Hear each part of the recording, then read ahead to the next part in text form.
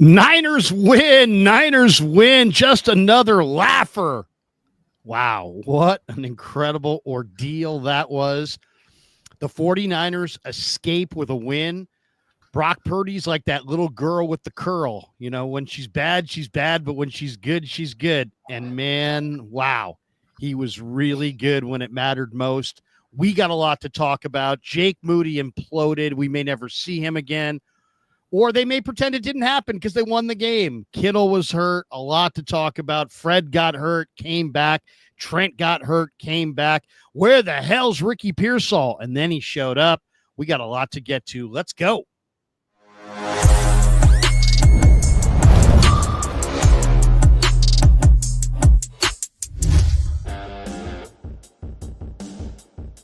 Off and running on the Krug Show after 49er football. Week 1 in the books. Just another laugher, as Krug likes to say.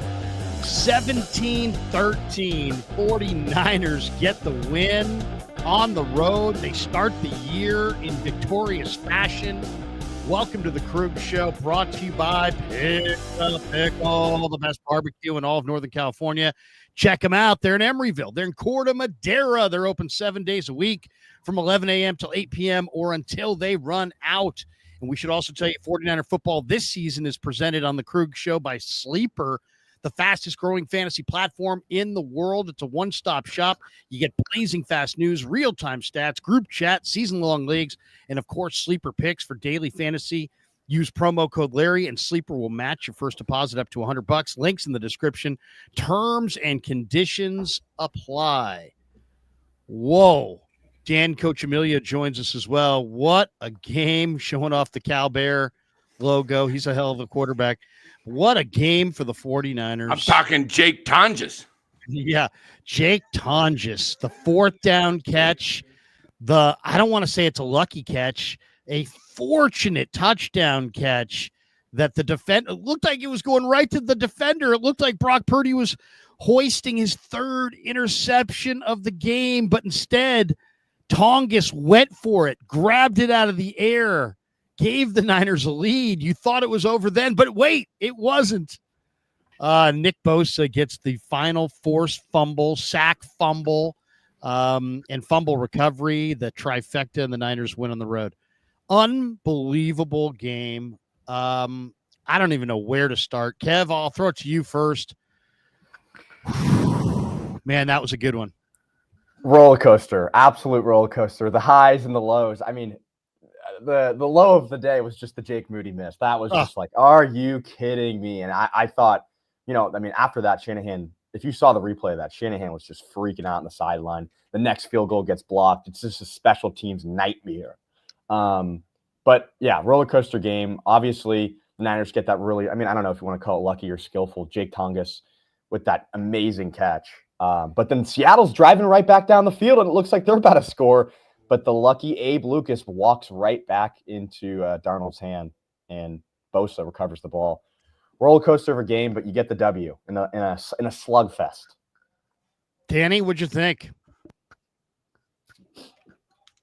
Danny, you're muted. You're muted, Danny. All right. Yeah, I thought it was a, sloppily played game at times for the 49ers. Their offense, especially in short yardage situations, couldn't seem to gain any yards. 3rd and 2s, they would constantly run it. I was glad they finally started throwing it on 3rd and 2s.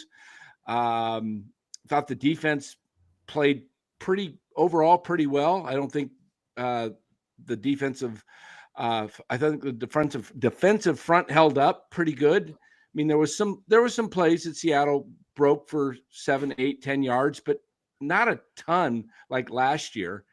And I guess you can say they bend but didn't break. And they came up with the plays when they needed to. I thought the Renardo Green strip on Jackson Smith-Njigba was huge. I mean, just stripping it as he's coming down to the ground. Some big plays. Jake Tonjes, what can you say? He makes I thought that was a pretty incredible catch, because what he did is he went to the high point. He jumped in front and got the hands up at the high point, and that's what you're taught to do as a receiver. Don't wait for it. Kind of like Purdy's pass to Pearsall at the end zone where he was wide open, but he didn't have enough zip on it. That's a play where Pearsall really was helpless. He couldn't reach out for it because he was already, too far. But that's what you normally do, is you reach for the ball and just get it before the defender can get to it. So it'll be interesting. I think this team gets better, though, Larry, as it goes along. This is a young team learning a lot defensively. I don't think this is the same team in week 12 that it's going to be in week 1 and 2. I think that's a good point. What I thought was really maybe the key drive for the 49ers was the one where, believe it or not, the third quarter drive where the 49ers missed when the field goal got blocked. I thought that was a fantastic drive by the 49ers. Why? Because they just said, you know what? We don't have George Kittle, and we're on the road, and JJ's looks like he's hurt. And they just said, you know what? We're just going to come out and run. And they ran CMC for 9. They ran CMC for 4. They ran Robinson on the halfback toss for 6. They ran Robinson for 7. Then they threw Purdy to CMC on a stop route, then another CMC run, another Robinson run. And eventually Purdy on 4th and 2 found Luke Farrell, who made that great catch, and he got smoked really hard but held on. And the Niners get down to the 18-yard line, and they try the Jake Moody 36-yard field goal, and it's blocked. But what I mean by that is just that they really committed to, the run game. And I think that's something Shanahan hasn't always done. If you look at the box score, I mean, the 49ers had 24 first downs. Seattle had 14. 49ers had 384 yards. Seattle had 230. The Niners kind of dominated this game in a lot of ways statistically. They outrushed them 119 to 84. 3-3 a carry, so it was tough sledding. The Niners also were a little sloppy. They had 9 penalties and 2 turnovers. But to me, the salient stat is the Niners possessed the ball for 38 minutes to only 22 for Seattle. And I thought that was a huge part of this thing. Their defense was fresher at the end because of that 38 to 22 minute disparity. And I think it's hard to measure, how it's like your defense is good enough or it isn't good enough in the fourth quarter. But a lot of times it's what led to the fourth quarter as far as, plays logged on the field and how much energy you have left. And I thought their time of possession advantage, you have to play when you have a young defense early in the year on the road. You better play complementary football and dominate the time of possession. And they did it. So good for them. I thought that's hard to do. It's hard to do. It's really hard to do when you lose Kittle in the first half. But they did it. They played complementary football, and they did just enough to win. So, yeah, we're going to be debating an awful lot of things as far as did the Niners screw up by deactivating Nick Martin? When once Warner went down, you're like, oh, my God, if Warner doesn't come back, they're screwed. But they deactivated him, and they got away with it. I felt like this game was kind of like the Niners won despite game. It's like there were so many things that weren't really working in their favors. Obviously, the Jake Moody miss, the injuries. But like you said, 36 rush attempts from the 49ers, 22 from McCaffrey, 9 from Robinson, 5 from Purdy. Early in the game, I saw Robinson take a couple carries, and I'm thinking in my head, oh, maybe this is going to be a little bit of a split backfield, and McCaffrey's going to get a little bit less run, knowing that he has, he's an older player. He had that calf injury earlier in the week. McCaffrey had 31 touches today. So talk about a security blanket. CMC is still that guy, and they're going to be using him a lot this year. And this was just a preview of that, just using McCaffrey every which way they could. Purdy was basically always looking for McCaffrey on an in-breaking route under the wide receivers. McCaffrey workload is at 100%. That first drive was I thought Brock Purdy looked so sharp on that first drive. That was really impressive. He hit Kittle on that little corner route on 3rd and 4 from his own 11-yard line. The place was going crazy, and that was the first down. He kind of silenced the crowd a little bit there. Then he had that 25-yard pass to Pearsall on 3rd and 8 from the 21, which was just a 25-yard dime. Just absolutely dropped it in the bucket. Couldn't have been thrown with any better timing or touch. And then on the very next play, he goes dime to Pearsall again, and this time Brock was under tremendous pressure. And I think he even took a little bit of a hit, but he delivered a strike to Pearsall for another 12. And then he had the next play, he nearly was intercepted on that first drive by Ernest Jones on that horrible jump pass where he jumped and threw the pass at the same time. I mean, he really got away with one there. And it looked like Seattle was going to get out of that first drive defensively. And then Leonard Williams has a roughing the passer on Purdy after Purdy threw incomplete to Gage on 3rd and 9. That was a huge, huge penalty, which kept the drive alive. And then eventually Purdy would hit Kittle on 2nd and 6 from the 20 to keep that drive alive. There was I think wasn't the next play. It was like a 5-yard out to Kittle for the touchdown to make the Niners, put the Niners up 7-0. But 14-play, 95-yard drive in about 8.5 minutes for Purdy. It was 6 of 7 on the drive, Kev. I thought that drive really showed what we saw all summer here down in Santa Clara, which is that Purdy is really on top of his game this year. And if there's another level to get to, he's probably going to get to it as long as he can avoid turnovers. Because that first drive was spectacular, but the turnovers in this game were really tough to watch, especially that second one. It was just an awful play by Purdy. That first drive, like you mentioned, it was a surgical drive by Brock Purdy. I mean, just put the ball exactly where he needed to put it. I thought Purdy, it's classic, but outside of the turnovers, looked great. I mean, he was putting the ball where he needed to put it for the most part. Made some really tough throws. One to Juwan, who I know got injured later in the game. A nice throw to Pearsall on a 3rd down. But yeah, those 2 interceptions were bad. The first one, it kind of looked like they kind of explained it on the broadcast. It looked like he was throwing off his back foot, couldn't get all of it in it on the throw. But the broadcast said that CMC, fell down the route, which let Jones drop back and make the interception. The second pick I thought was just, a bad decision. Pearsall was like triple covered. He just threw it up there. Not really sure what the thought was there. Not a good look. But again, it's another example of the 49ers winning despite that. It's like they lost the turnover battle, but they won despite that. So the Niners were up 7-0 early, Kevin. I thought they looked pretty sharp, and then the Niners put their defense out there, and immediately Charbonnet just started gashing them. And it was funny. Charbonnet looked like the much better back today than Canine for sure. Charbonnet ran hard. He had a 7-yard run on the first play. He had a 4-yard run. He had a 5-yard run. He had another 5-yard run. D. Winters finally got a great hit on him. But I don't know what you thought, but I thought that 4th and 2 from the 3 when Darnold went back to pass looking for Cooper Kupp, and they called with either a hold or a PI on Stout for grabbing Kupp's arm. I don't know, man. That ball did not seem catchable at all. That ball landed like 3.5 yards outside the end zone. I thought if it's incidental contact on a non-catchable ball, that they're supposed to swallow the flag, but they called the flag. They threw the flag there anyway. I feel like they never call that unless it's like really uncatchable. I feel like that one was too close to call in terms of calling it uncatchable.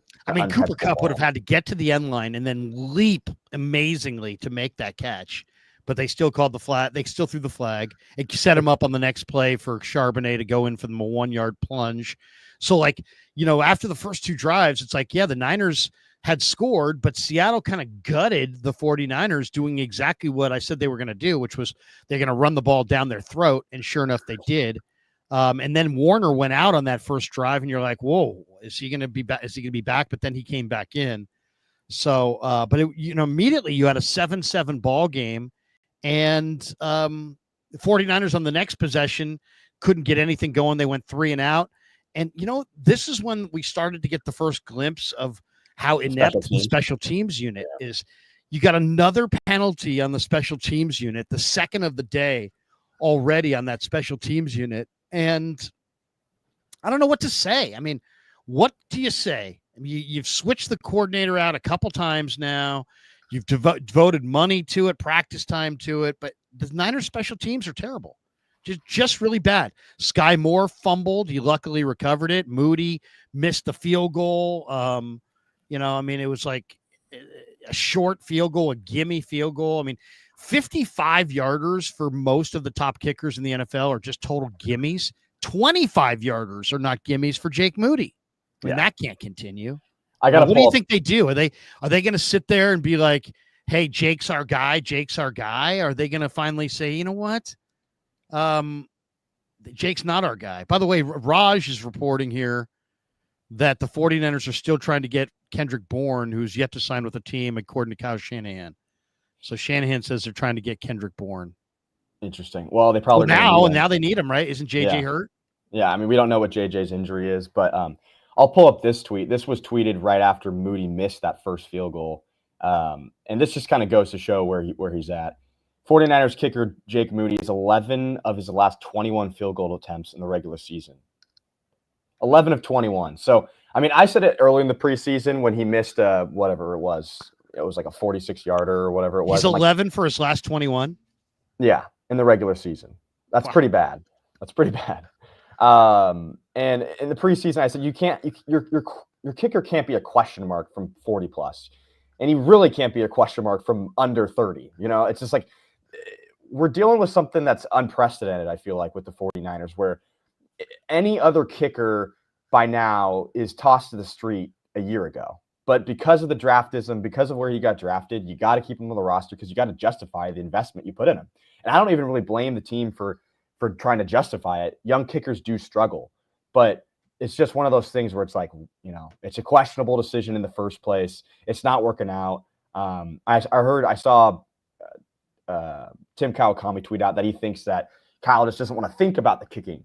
He doesn't want to think about the kicker. And that's why he hasn't changed Jake Moody, or he hasn't moved on from Jake Moody, but it's making him think about him even more because now it's becoming an issue. So, yeah, you know what? There's a tsunami, horn blowing.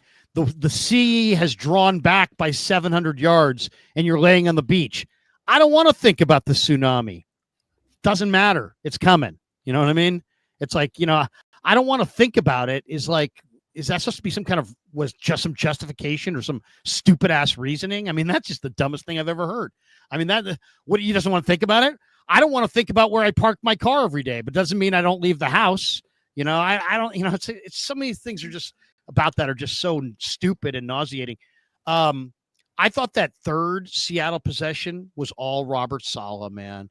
I mean, you get Fred Warner to tackle K9 for a loss on first down. Then Darnold threw it away, and there was pressure from Huff off the edge. But then they get to 3rd and 12. And Darnold goes to JSN, and the Niners blitzed D. Winters.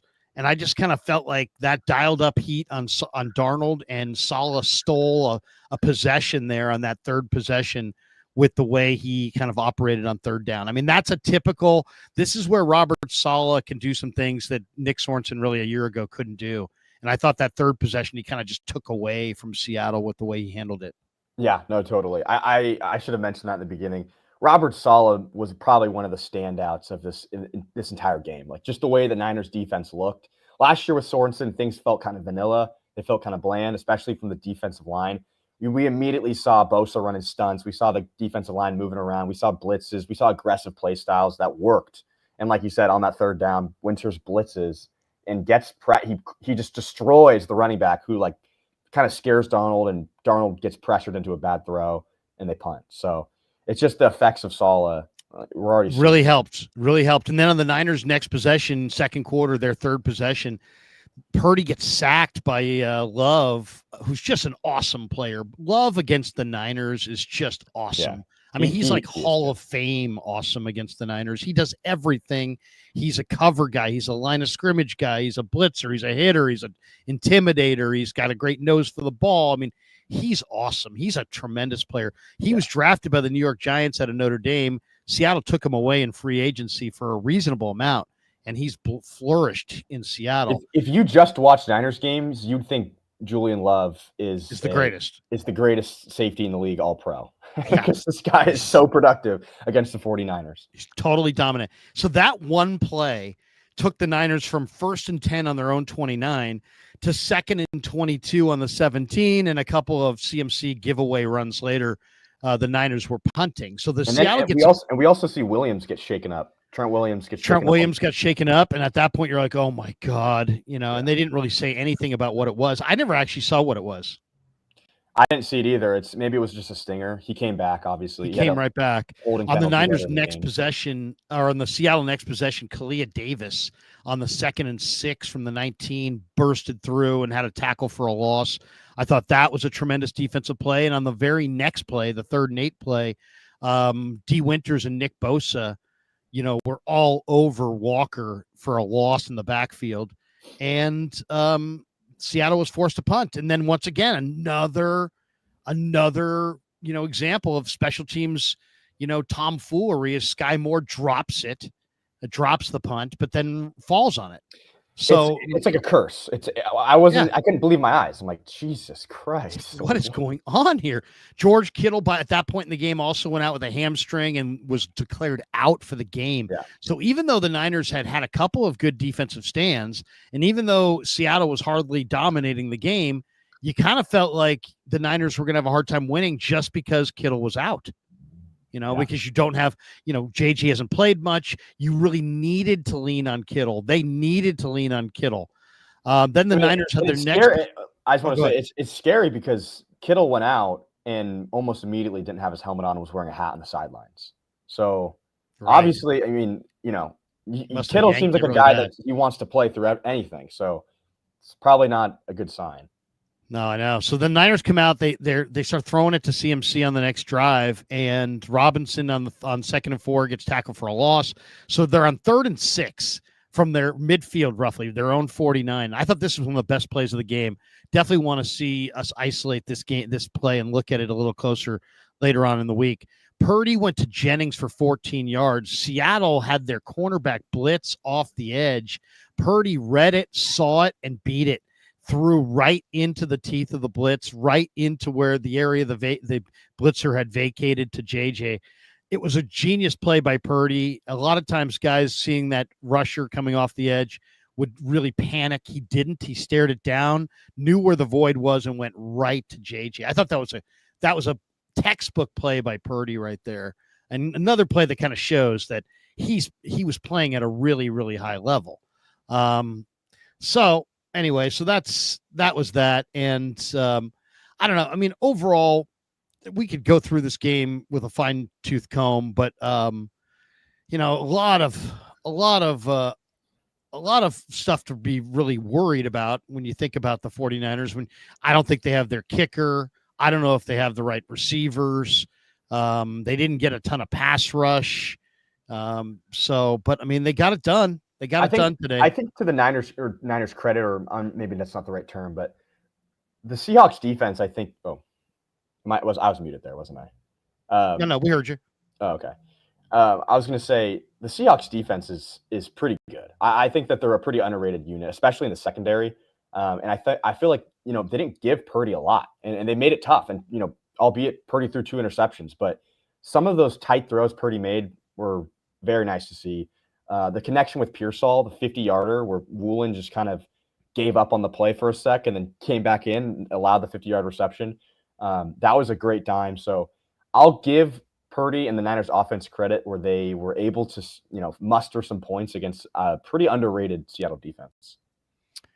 Danny's back with us. And by the way, I don't know, Kev, if it said how many times Purdy was pressured in the game, because I have in my notes right here.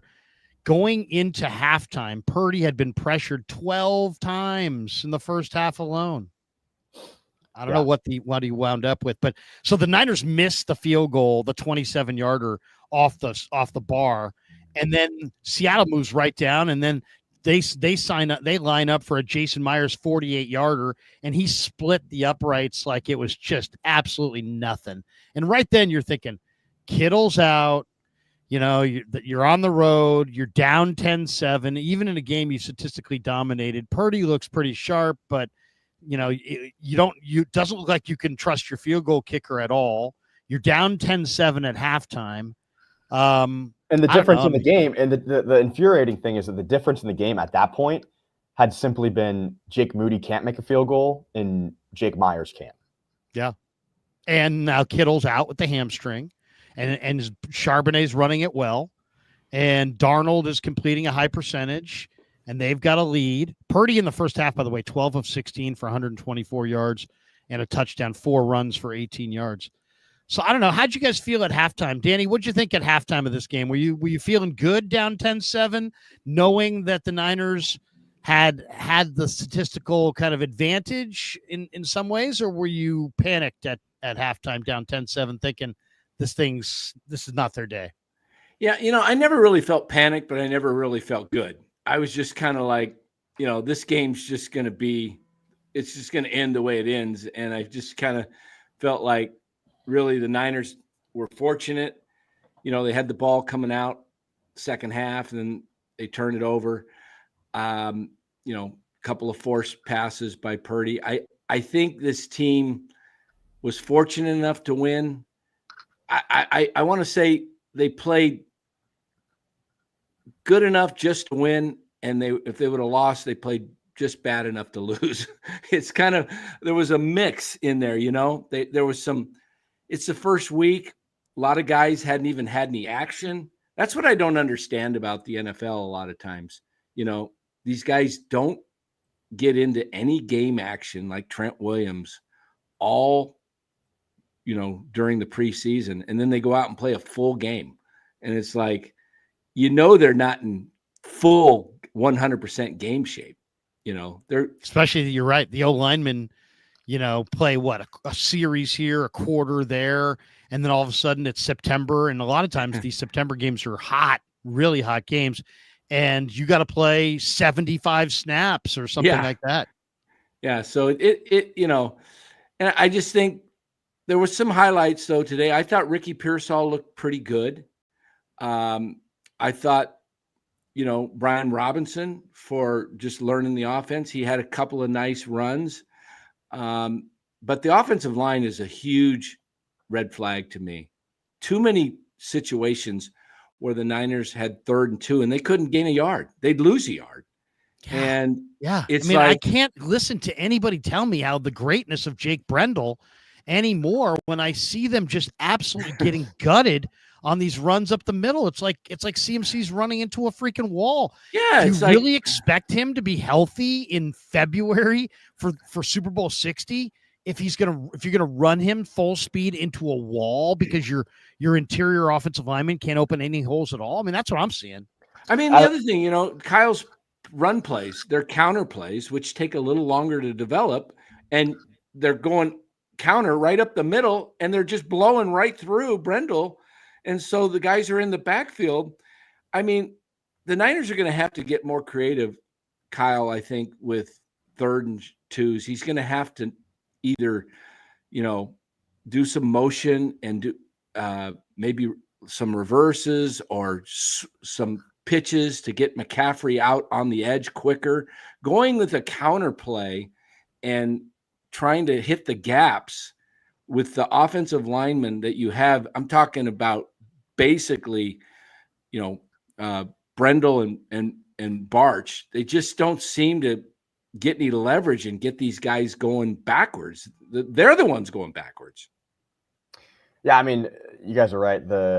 If you look at the run game, they ran 3.3 yards per carry. McCaffrey ran 22 times for 69 yards, 3.1 yards per carry. For the advanced stat nerds out there, the Niners as a team were negative EPA when running the ball. So basically, negative points expected when they ran the ball. McCaffrey negative when he ran the ball. So not an efficient run game. It felt gritty though. Like it felt like they were fighting for every yard, but just not efficient at all. Yeah, I mean, they're going to have to run the ball more effectively than that. Do we have any rundown of Kyle's injuries after the game? Did he give us an indication of the injuries yet? I don't know if you've seen that. I can try to find something. Yeah, see if we can find that. But then Purdy comes out in the next drive. This is the first, second half kickoff. Niners get the ball. They come out, Purdy to CMC for 26 yards. You're like, okay. Robinson with the 4-yard run. You get the bootleg pass from Purdy to Jennings. CMC runs for 3 yards on 3rd and 1. You got a first down at the 38. And this is where Brock Purdy just gets way, way over aggressive. Purdy looked like Ernest Jones got a deeper drop because he didn't have to worry about CMC because CMC slipped down on the pass pro and, or on the play fake. It looked like on the play fake, the play action fake, maybe CMC went to the ground. And so the linebacker saw that, knowing that he didn't have to defend CMC, he got a deeper drop and Purdy's trying to throw it over the middle, but it's like, Purdy, both of those interceptions just had absolutely nothing on them. Ducks floating in the middle of the air, in the middle of the field. The second one was even worse than the first one, but this first one was bad as well because it's first down. Your first drive of the second half, take care of the ball. I'd rather have seen him throw it into the ground at that point. I mean, it's or wait for CMC, pump it deep, get that linebacker going deep, and wait for CMC to jump up and drop it right off to him. But instead, he throws the pick there, and you're just sitting there going, "Damn, that was between what had happened at the end of the first half, the loss of confidence in Moody, the injury to Kittle, and now Purdy throwing an interception on the first drive of the second half. At this point, I'm starting to lose my belief that they were going to get it done, but they held on the next drive, guys. And Jordan Elliott and Fred Warner tackled Canine for a loss or for a no gain on 2nd and 3, and they forced Seattle into a 3-and-out and punted. And that was the drive that I was referring to, the 6th drive where they just started pounding the run. Like Shanahan at that point was like, you know what, screw this. I don't know if I trust Brock even at this point. I'm just going to start running the ball, and they ran it. They ran it, 5 out of 6 plays or 6 out of 7 plays or something like that. And eventually that Jake Moody field goal, 36-yarder, gets blocked by Julian Love. And was it Hennessy that gave, if a guy's going to jump over the top of you, you might as well just tackle him. I mean, it's like, there's nothing standing between him and blocking the field goal at that point. I haven't seen a left side of a field goal attempt collapsed like that ever. They just caved in that entire left-hand side. But hi, good to see you. The 49ers win. Good God, that was a game that was just earmarked with all of last year's anxiety kind of all over it, but they end up winning it.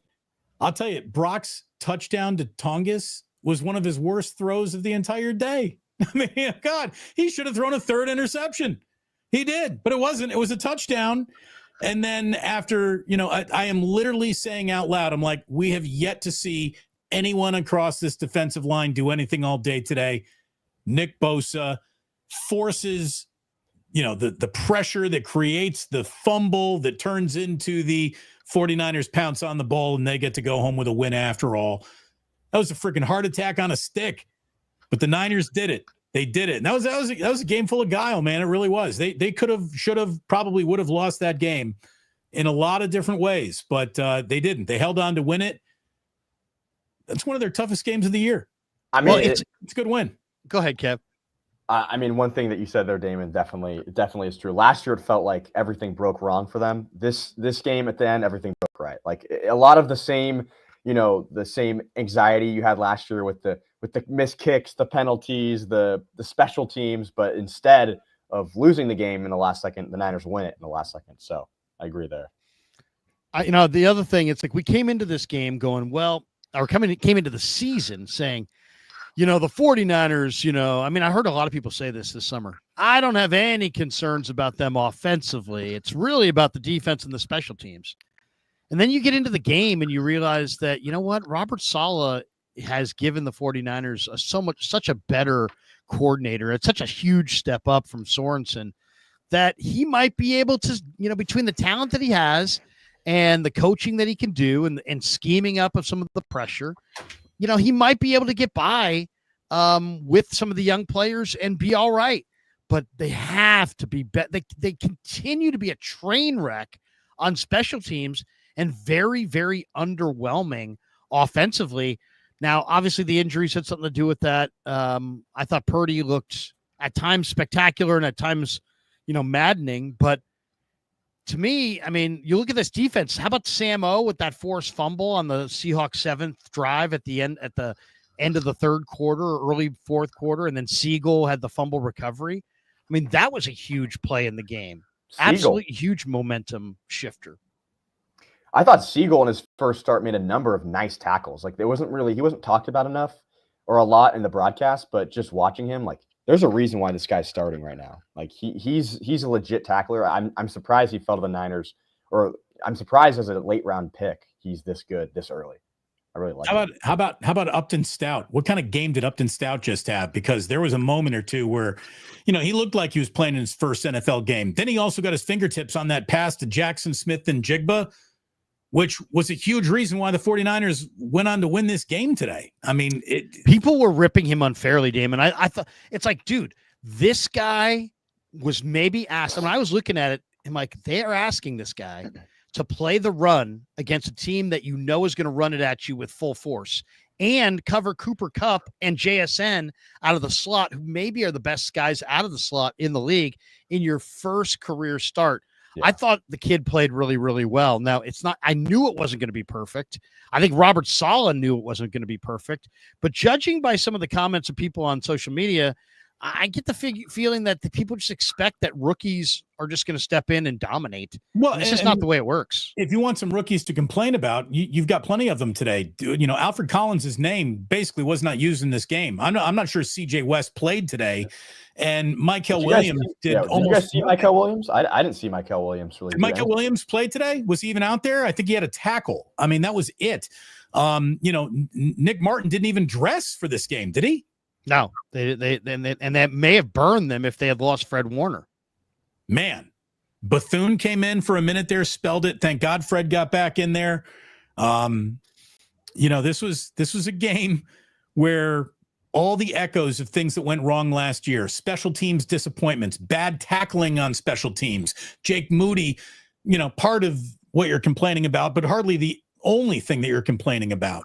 It looked like stopping the run was a big problem early on. Robert Saleh patchworked that together enough to get the 49ers what they needed out of today. And again, you had Brock Purdy with his two fucking interceptions. And if he hadn't thrown those,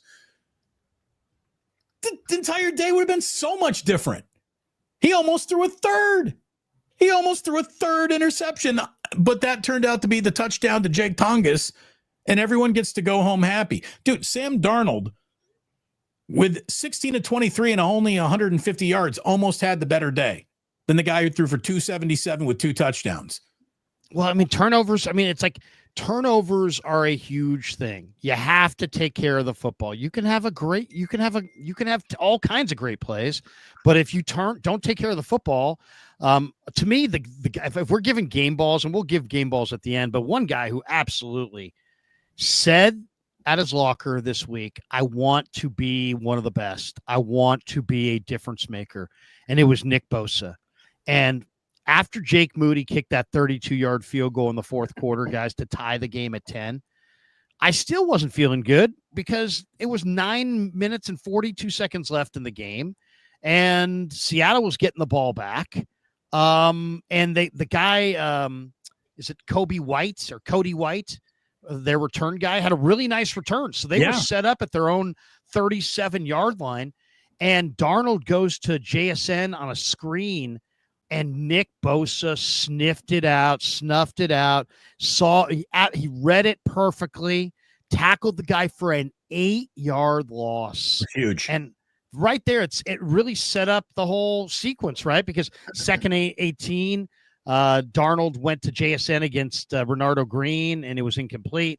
And then on 3rd and 18, they tried that Darnold to JSN, the lateral, and they had to punt. So, I mean, I thought Bosa, not only did he win the game for them at the end in that 8th drive, I thought he had the key play there. I mean, if that goes for like a 15 or 20 yard gain, suddenly they're in right on the edge of 49er field goal or of Seahawk field goal range, and they're going to go in with burn the clock and maybe go up by a field goal or a touchdown. I thought that Bosa TFL on the screen was absolutely huge because, guys, the Niners, that's one thing under Sorensen they did, and Wilkes, they did not defend the screens very well, and to see him snuff that out with all the chips on the table, that was big. They didn't really defend anything well last year. And one of my problems with the Niners defensively last year was Nick Bosa. He didn't have a bad season, but he didn't have a season to really write home about. He didn't really do anything significant last year. He didn't really make his impact felt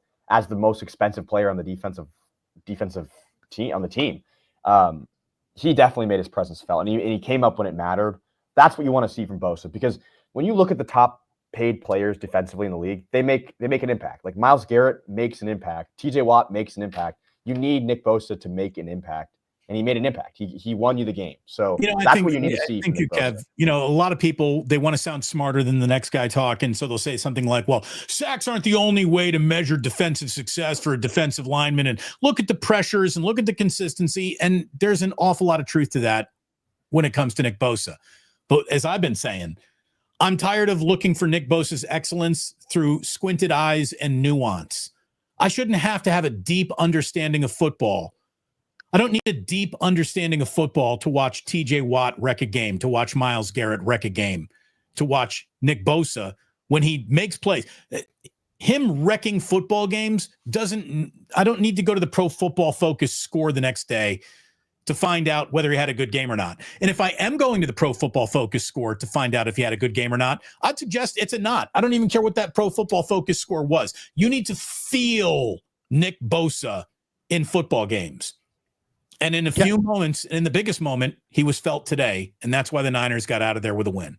Oh, it was huge. The most, to me, the ugliest play of the game, if you said, what's the worst play of this game?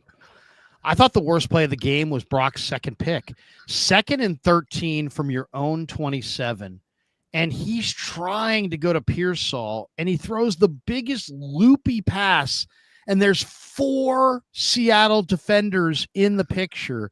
One guy on Pearsall, 3 guys who had plenty of time with that lollipop of a pass to get over there. That was a horrendous play by Purdy. It turned the ball over with 7 minutes to play in the fourth quarter in a tie game. They immediately went down and kicked a 37-yard field goal. But, I thought that was a horrendous play by Purdy. And then I thought the Niners had bailed out. I'm going to dip for a couple minutes. I'll be right back. But I thought the Niners were really bailed out, guys, because on the next drive, Seattle's 9th drive, they get the ball with 7 minutes left at the roughly midfield, their own 47. They move down the field. They move down the field pretty much at will. I mean, Walker runs for 5. Walker ran for 8. Charbonnet ran for 7. I underlined it because it was like, where is the fucking defense? It was absolutely not there, right? Walker on a halfback toss for 3. They're running it at will. They get to 2nd and 7. D. Winters made a play, tackled Walker for no gain, set up a 3rd and 7. Darnold drops back to pass. He finds Kupp for 6. They get to 4th and 1 at the 20. They're 4th and 1 at the 20-yard line in a tie game at home inside of roughly 5 minutes to play, and they kicked the field goal. And to me, that was that Jerry Falwell type conservative play call by Mike McDonald is why he's not quite ready for prime time. You go for a 37-yard field goal and give the ball back to the 49ers with 3:24 left, up 3. You're just begging to lose at that point. And sure enough, they did. I'm going to dip. I'll be right back. But you got 2 things there. I'd love to hear your guys' thoughts on the Purdy pick, number 2, and McDonald's decision to go for the field goal. As I said, I'll be back in just a minute. I got to do one thing, and I'll be right back. Damon, I was going to say, Damon, how this team was covered, but when Purdy was still up in the air about whether or not he was a good quarterback. Everyone was saying that he was a check down merchant, dink and dunk, whatever you want to say. The funny thing about that is that Purdy's really the opposite. Like, he's going to make a throw where you're like, you shouldn't have thrown the ball there. Like, you're being way too aggressive. And that's what I was thinking on that interception. You just threw it to Ricky Pearsall, triple covered. It's like, what's the thought process there? Again, the whatever triggered him to release that ball, he shouldn't have that trigger anymore. Like Brock cannot make that throw. $53 million a year quarterbacks don't make that throw. But then that's the kind of the throw that he made in Tongus's direction at the end of the game too. Even though there wasn't as much traffic in front of him, he gets away with murder there as well. It's. I mean, what do you make of that though? It's like what do you like, Purdy? Purdy wins the game, but you don't look that great doing it. Here's the thing. It's easy to say Brock Purdy can't do that. Brock Purdy shouldn't do that. But it's also, you got to remember, like Brock Purdy's out there with a whole bunch of guys who were on the practice squad 5 minutes ago. Like he's got Marquez Valdez-Scantling out there. He's got Ricky Pearsall, who we're excited about, but isn't, really a proven guy. Juwan Jennings is out there showing you why he's not a $20 million a year quarterback, or wide receiver. Purdy's throwing to Russell Gage. Purdy's throwing to guys that probably shouldn't even be in the football game. So when you're doing that, you can't really force things. And it felt like he started forcing things a little. He tried to make something out of nothing when you got to just say, this plays nothing, and I can't try to force this. Yeah, no, that's fair. And it helped him in the touchdown, and it really hurt him in the first that second interception there was insane. It was insane. Brock is now making the kind of money that means he can't make those throws anymore. Maybe he was lost in the fog of war a little bit. I don't know, but he can't do that again. This was not a good game for Brock, even though the outcome was good. And even though he had moments that were good, overall. You thought his overall performance was bad? I would say he had bad moments. And that's so funny because I would look at it the opposite. I thought he had a great performance that was muddied by 2 or 3 really bad decisions and bad throws. But I mean, when your throws are that bad, I mean, that's just good. No question. But I mean, they won the game. I mean, I would say overall I think, Brock Purdy's probably the number one reason they won the game, but he also might have been the main reason they would lose the game if they did. Christian McCaffrey was the best player on the field again for the 49ers today. Without him, they would have done nothing offensively. All of their carries, all of their catches, all of the stick movement, all of the third down plays, that was Christian McCaffrey getting it done an awful lot. Defensively, I don't know who I'm giving a defensive game ball to. Maybe D. Winters even. He was all over the place today. But Bernardo Green, I thought looked pretty good. Yeah. I think I got to say this again. Like, it's a sneaky hard game. This was a sneaky difficult game for Purdy. I mean, no Kittle. Juwan's coming back. Ricky Pearsall's, still young receiver. They don't have Demarcus Robinson. This secondary by the Seattle Seahawks is very, very good.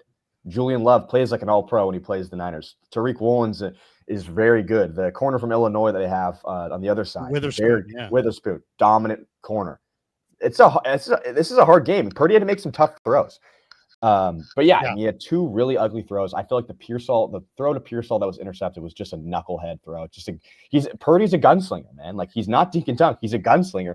And that's what he does. Yeah. I mean, here's the thing. Do you 50-50 balls, do you want to throw them or do you not want to throw them? All right, hold on a second, guys. I'll be right back. I just got to dip for 1 minute. I'll be right back. Hold on. Bouncing in and out here. 50-50 balls, 50-50 host. We can dominate. We can dominate in the time being. Let's go to what we were talking about earlier, though, or what he said before.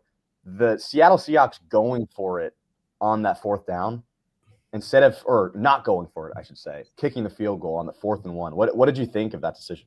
I thought it was a decision that you probably don't make it home. I thought they were going to be more aggressive. By the way, I thought that it was also really good to see the 49ers not settle for a field goal late there and Shanahan still going and realizing, 4th and short means play football. 4th and short doesn't mean punt or kick anymore.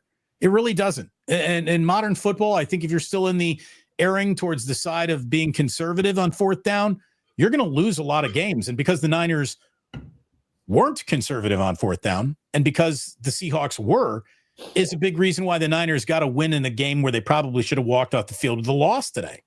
They got away with some football murder today. They really did. They got away with some football murder, and they'll take it. And this was one of their toughest games of the year, with one of the weirdest run-ups to the year that you're going to have, with the whole McCaffrey thing over this weekend and who's going to go, not going to go. You got all these rookies. It was really good to win that game. That win was worth about 2 wins to the 49ers based on the way their season's got to go now. New Orleans looked awful this morning. They're going to New Orleans next. So hopefully, without any fault of their own, it's a 2-0 start for the 49ers. They did what they needed to do today while they were doing a whole bunch of things that they probably shouldn't have done along the way to winning a game in Seattle. I feel like last year, again, not to bring up last year, but it felt like they got out-coached a lot, which was odd because Kyle Shanahan's such a great coach, but especially on the defensive end with Nick Sorensen. It felt like this time they got away with the out-coaching, or they won the coaching battle this time. Boneheaded decision by the Seahawks to kick a field goal there. They were running it down the Niners' throat that drive. Well, the winning coach today was Robert Saleh. Yeah, Robert Saleh did an incredible job holding the Seahawks to only 13 points. That saved the 49ers bacon this afternoon. If Robert Saleh is not Robert Saleh, if this is still Sorensen, if this is still Steve Wilks, I don't know if the Niners win today with that effort. Yeah, I think you're right there, Damon. This was a huge win because not only is it, week 1, you want to get off to a good start, but it's a division opponent. Last year, the Niners were 1-5 in the division. They lost. The only win came against Seattle, up in Seattle. So you hope that, with the 49ers schedule the way it is, if somehow they can go 5-1, 4-2 in the division, win your home games and split your road game. Maybe you take Seattle twice. Maybe you split with the Rams in Arizona. Maybe you take Arizona twice. But you got a really good shot when you win your division games. And last year, it was a horrible situation, losing 5 of the 6. So this is a huge win today. And, you did it and you didn't play your best game. I think offensively, I would give the Niners maybe a C minus grade. And on defense, I gave them a B. I would have given them an F on special teams, but they did make 1 field goal and 2 extra points. But that special teams, I thought, okay, we got a new special teams coach this year. Things should be a little bit better. And like you said earlier, I've never seen a line collapse. You'd think that was high school. I mean, they just went through. There's no way. I was a field goal kicker. You're taught to lock. I mean, you're locking. The linemen are locking arms. They can't let anybody through. Nobody gets through like that. It was staggering collapse on the left-hand side of that line. It was staggering. Nobody gets through it. Unit caved in like that, I don't think, in my life. I didn't see it in high school. My high school team it never happened. It's crazy. He went down like timber. It was like falling back slowly. I've never seen that from an offense. Let me ask: Is Moody on this team in New Orleans? Debatable. Well, I mean, I think this was. Does Moody make it to week 2? He shouldn't. But here's the problem with the Niners. Because he's a 3rd-round draft pick, they're afraid to cut him. That's the thing. I don't care where it starts anymore. If this guy is still on the team because we picked him in the 3rd round, but he misses shit all the time, he shouldn't be on the team. And look, all I'm going to tell you is, we all saw the reaction from Shanahan, and clearly he was pissed, and rightfully so. People are like, oh man, look at that cut from Shanahan. He's definitely going to let him go now. No, he's not. He will be on this team next week. They're not going to cut him. And that's ridiculous. They should move on. And the fact that they've got a number in their mind about how many field goals he's allowed to miss. The block wasn't on him. That it really wasn't. The block wasn't on him. But man, that first one was a 27-yarder. I mean, come on. 27-yarder from the perfect hash mark as a kicker. You like that left hash mark because it's just easy to kick versus trying to kick more from the right hash. You have to it's a little trickier, but that's an easy kick. That is such an easy kick. It's just a chip shot. I don't know how you hit the stinking upright from 27. That's a bad miss. I don't know. I feel like if the Niners lose this game by 3, it would be more like you know what, like that. Let's point the finger there. Like that's the issue. The Niners winning this game, I think that like somehow saves Moody's job. Obviously, it shouldn't though. Yeah, like it shouldn't matter, but it shouldn't. Yeah, I don't know how long the Jake Moody experience goes, but it feels like if he keeps missing just questionable field goals that just should be automatic, at some point it's just cut your loss. You know, cut your losses, move on. There's so many kickers in this league that can be good that aren't even on rosters right now. By the way, you know what I would do? I would walk over to Juwan Jennings, and I'd just be like, "Did you see Jackson Smith and Jigba today? That's what dudes who are worth $20 million a year look like in this league. That's what they look like. Do you think you look anything like that, Juwan Jennings? Seriously, does what he did today remind you of one single game you've ever played in this league? No. Where was Juwan Jennings today? Where was Juwan Jennings in his 2 catches for 16 yards today? Wasn't around. Yeah. I mean, thanks a lot, Juwan. Yeah, I've looked at the numbers. If you look at the receivers that are making that much money, they're a lot more productive than Juwan Jennings. And I don't really want to hear Juwan Jennings, who had almost had 1,000 yards last year on a team that had no receivers and went whatever they went, 6 and whatever. I'm forgetting the record last year, but that doesn't mean that you deserve $20 million. Yeah.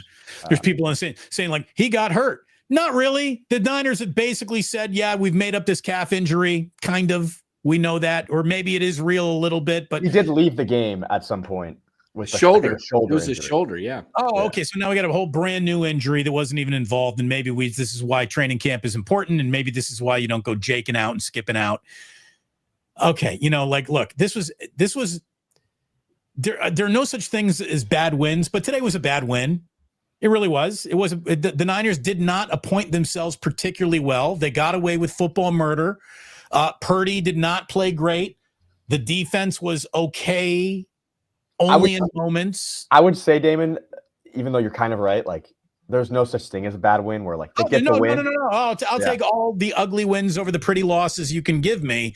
Yeah. But this was not the game that now makes me feel really good about how much I like the Niners this year.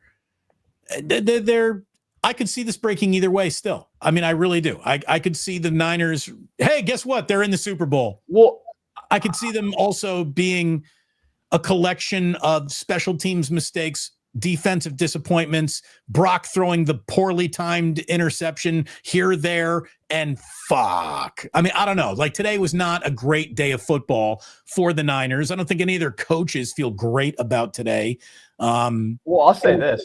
One thing I want to keep learning as the season goes on is what are these rookies? Because we got told that this team is going to be heavy on the rookies. We got a lot of rookies on the defense.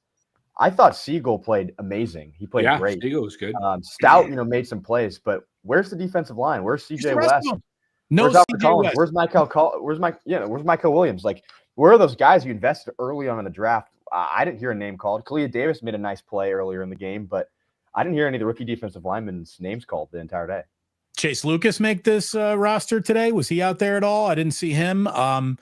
Nick Martin didn't even dress for this game today. Why? I think he would have helped. I mean, look, it was the win that they needed, but it didn't roll out smoothly. Great opening drive by Shanahan, taking it up the entire length of the field, and then there wasn't a lot of offense until the end of the game. I thought that there were some moments where just predictability and creativity just started dying on 3rd and short, where you knew McCaffrey was going to get the ball again, and now you're overusing McCaffrey a little bit too much, and look out for that. I'm glad that they won the game. Had they lost the game, a lot of people would have been really, really pissed off about this one. I think people are kind of still pissed off about the win. It was the bare minimum acceptable effort from the Niners in a win that they needed and they got. Congratulations. Well, I think if you look at it one way, I agree with you that it was an ugly win, but a win on the road in a division is I think is huge. Even though they didn't play well, you look at the schedule, and if this team is not going to be the same team in week 12 that it is right now, because these guys that are playing, these younger guys, are going to be a lot more experienced. I remember 1981 season, the Niners started 3 defensive rookie DBs, Ronnie Lott and Carlton Williamson and Eric Davis. All 3 were rookies, and they won the Super Bowl.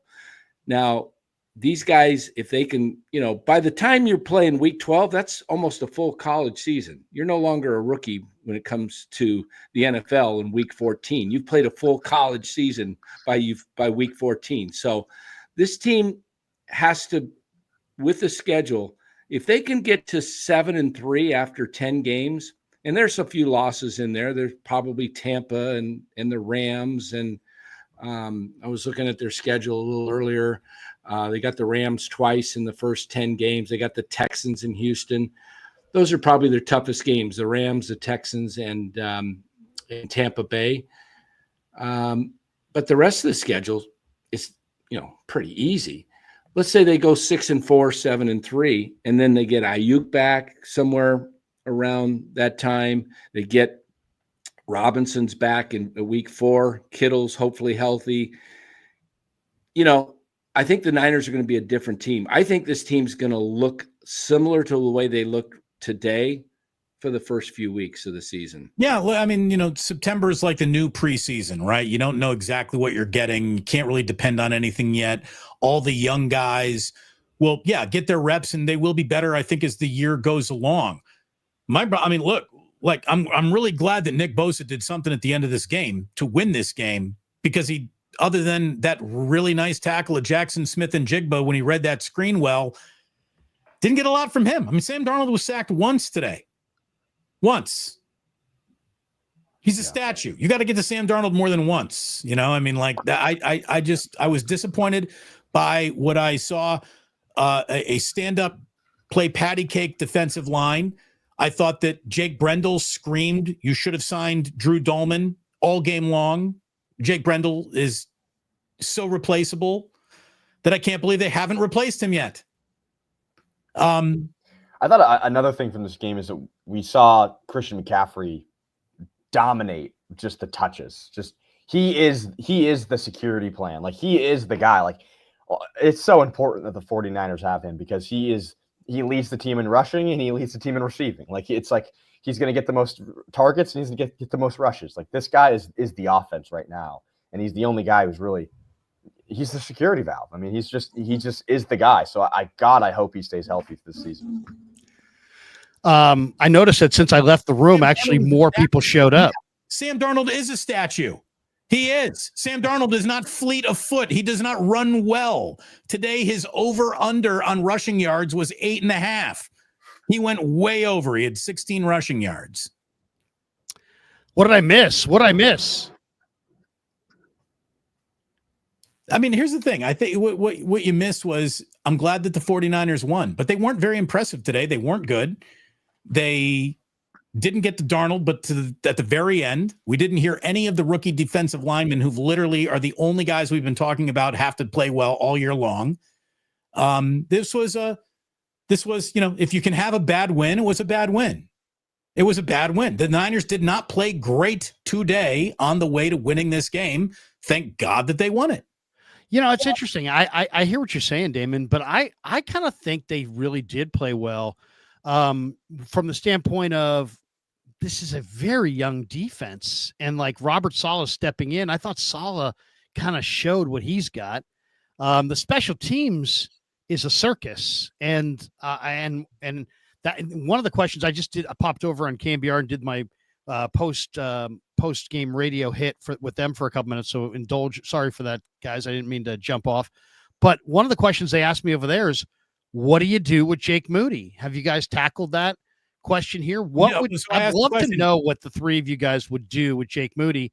I told them that I love Jake Moody, but whatever the Niner brass does here, maybe you guys agree, maybe you don't agree, please tell me. Whatever the brass does here is not going to go unnoticed by the players. Either the players are going to be like, hey, this is a very forgiving, team, and, they love their guys and they're going to back their guys even in downtime. Or this is going to be like, hey, zero tolerance for this crap, and he's gone. And it's a matter of what message do you want to send? Do you want to send the man, this is a great forgiveness kind of front office, or do you want to send these guys don't F around kind of a message? And I'm fine with sending we don't want to mess around message. And you got to decide what you can live with. Can you live with Jake Moody going somewhere else and having a really good career? I can live with that now. I'm fine with that now. I don't know how you guys are, but I'm okay if he goes somewhere else and succeeds. So I'd cut him and move on. And I think it's already going to be too much drama. You don't need any more drama. Just as soon as you cut him and admit your mistake, that you're going to have to fall on the sword for like 10 minutes, like 7 or 8 questions, and then it's going to be done, never to be spoken from again. So I would move on from him. I know that sounds cold, but maybe I'm cold. They had an easier time moving on from a quarterback that they spent 3 first-round picks on than they do a kicker who they took in the 3rd round. And it's really remarkable. If you're asking, you should eliminate all the things that could come back to haunt you. I think that Jake Moody is no longer an asset. I think he's a detriment to the 49ers. We'll see.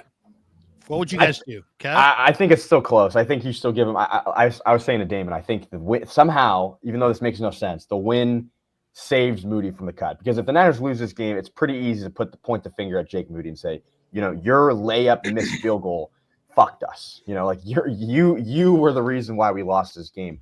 I think the win saves him, but the leash should be short by now. I mean, it should be pretty damn short. I think Brant Boyer in one of the press conferences said, something along the lines of like in the preseason when he made the game winner after missing earlier in the game, that kind of like saved his butt, or like, he really like fought his way out of that. Like, it seems like they kind of are in the same mindset of, he's kind of on a short leash right now. Like there is some expectations that if he continues to fail, he's going to get cut. So I think that you give him a little bit more of a leash here in this next game, but if it continues to be shaky, and he's, last 22 kicks, last 32 kicks, he's 11 of 20 or whatever it was, you cut him. Because at some point it's over, and you got to try to actually have a real kicker because there's a lot available to you.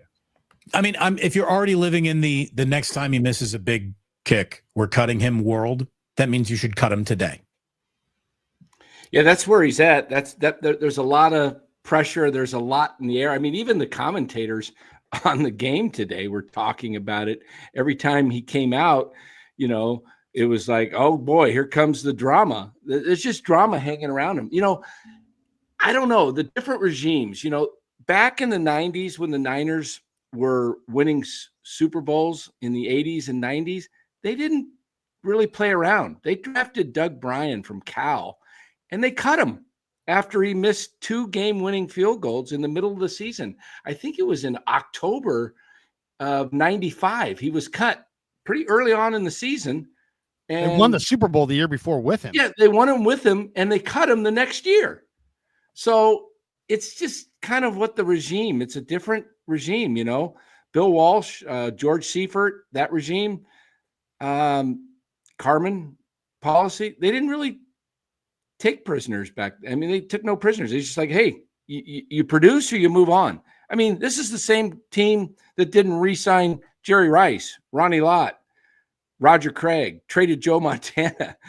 But now we're worried about Jake Moody. Well, and Danny, it's like it's like, is stubborn a good thing or a bad thing? Well, it depends. If you're stubborn about holding up certain standards, maybe it's a good thing, right? Hey, this guy's not just, he wants to hold everybody to a certain standard. He's stubborn about that.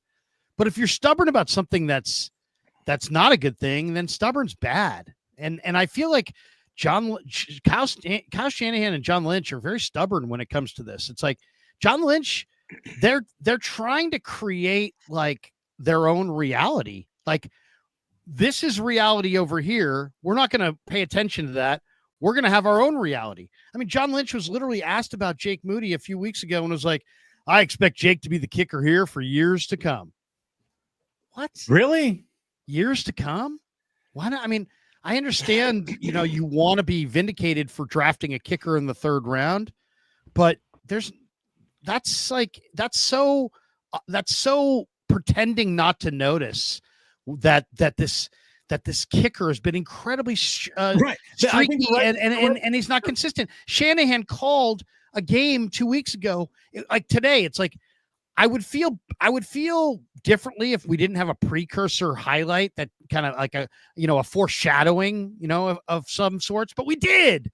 We saw this guy in Vegas in a dome a couple weeks ago have a 36-yard field goal or 26-yard field goal that wouldn't have been good from 30 and would have missed badly by 35 from 35. Who's the big Jake Moody fan outside the front office?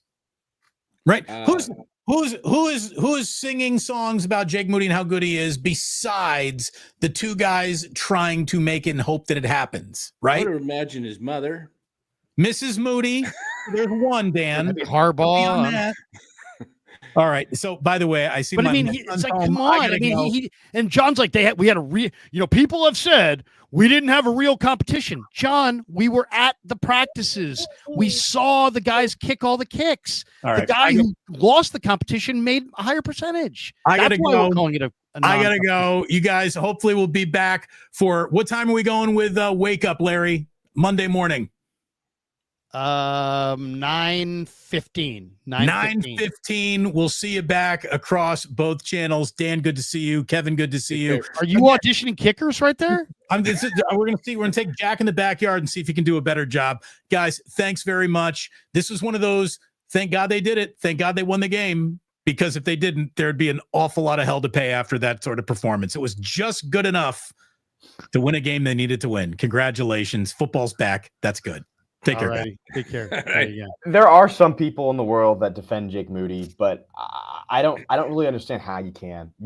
I do understand the sentiment of like, you drafted a kicker, like let him fail completely, but like don't cut him short. But at this point, if you're going to try to tell me that he's anything but terrible since he's come to the league, you're gaslighting us. You're gaslighting me, because he has been terrible, and his field goal percentage has been shaky, and he misses random kicks from any distance. It's just, he's a complete question mark. Yes, he'll make a big kick. He set the record in the Super Bowl for the longest kick in Super Bowl history. He has a leg. Like you don't have to tell. I'm not pretending that he doesn't have a leg. He has a fucking rocket for a leg, but he's inconsistent accurate wise, and that's just the truth. I mean, that's a statistic. It's not like, oh, you're just a hater. It's like, no, that's the truth. That's what's happened. So the real decision is, do you let him keep going? Do you continue on this path or not? And I think I can understand wanting to, but at the same time, if the Niners were to cut him tomorrow, I'd say, hey man, they cut their losses there. Like, look at it this way. If tomorrow or if today there was an NFL roundtable discussing who's the best kicker, what do you think they would start with?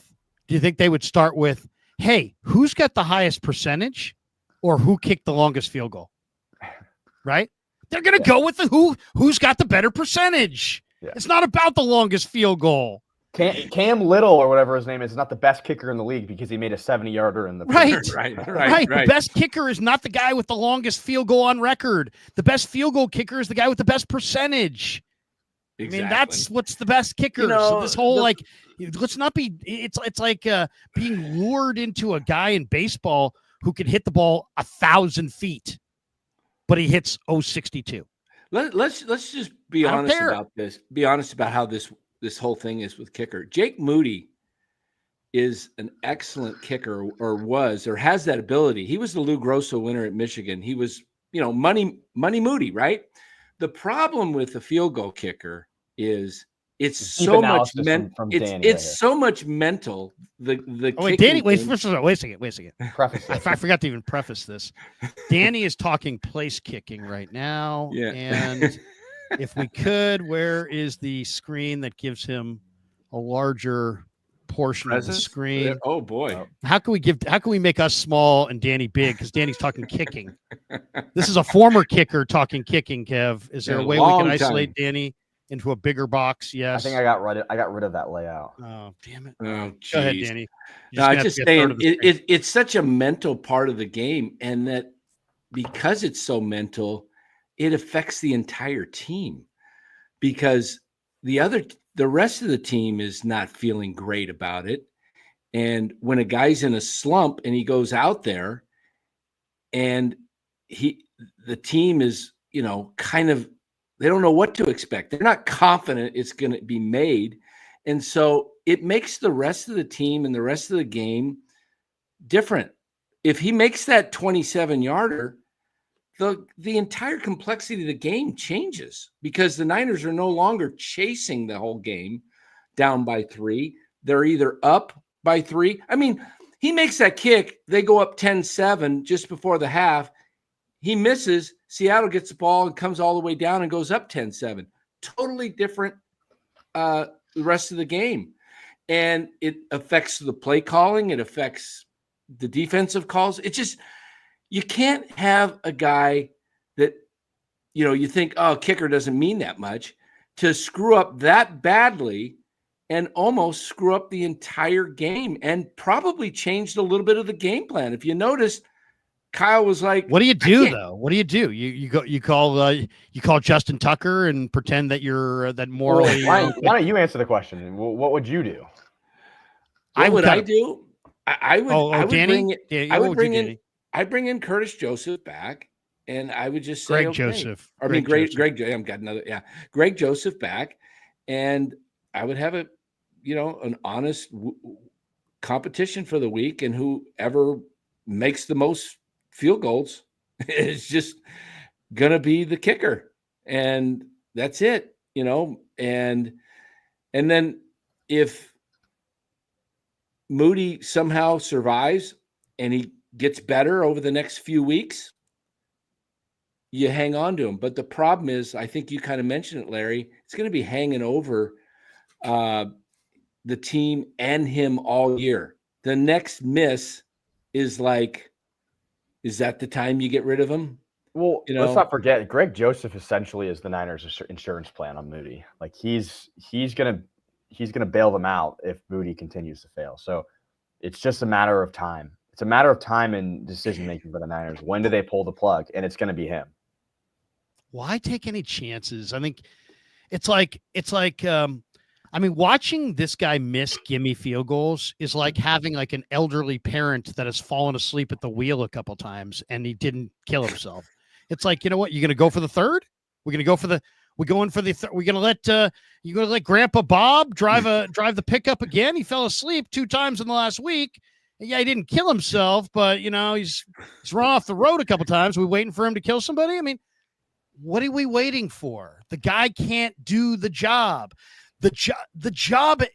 You would think that the kickers of today are the greatest kickers in the history of the world, because kickers today make 55-yard field goals look really easy. Except for Jake Moody, who makes 26-yard field goals look really hard. So I'm done, man. It's like you can't have high standards if you're going to have such low standards as well. You can't say, hey guys, we have really high standards, and then just keep watching a guy fail repeatedly and then just do nothing. It's not. First of all, if the Niners are treating this like Jake Moody was drafted in the 3rd round, had a 5-year career where he was one of the NFL's best kickers, and has just hit the skids. No, that's not what's happened. He has been shaky basically his entire career. I mean, what's his longest streak of kicks without a miss? It's not very long. A couple years ago, he was doing pretty good until that Cleveland game in Cleveland. Yeah, he missed a 41-yarder that day. Yeah, he had not missed much at all before that, and then he just kind of went. But I don't know. I think you make a good point there about Grandpa driving, falling asleep. Sorry. Yeah, it's a good one, huh? Here's Kyle. You can use that over at NorCal. You want to bust that out with Lou? You bust that out. This is Kyle asked about it on the presser after the game. Let's see what he said. Well, obviously, I was disappointed that we missed 2 field goals. I mean, we missed one, which was a big miss, especially I think we were inside the 10. I want to say it was 27-yarder. The next one, Love made a hell of a move. I think it was Love. Splitting that D gap. Looked like he jumped over the guys. I saw it on the scoreboard. But we got to clean up that protection. That's everyone there. That one wasn't Jake. That's just the whole operation. But yeah, we got to do better. You went for it on 4 several times. So was that just, we're not going to kick a field goal if I can help it? I don't think so. I mean, I want to say they were 4th and 2. So I don't think that changed it. I mean, would have kicked it if it was more than that. Is Jake in any question, that kicker, any question in your mind whether he's going to be back in the team? No question. Well, obviously. So Jake, Shanahan did go for it a couple times after that, right? So he earlier in the drive where Jake's field goal got blocked by Julian Love, the Niners didn't go for a field goal on 4th and 2 from the 30. Instead, Purdy found Luke Farrell for a 4 or 5 yard gain or whatever it was, 6-yard gain or whatever, to move the chains.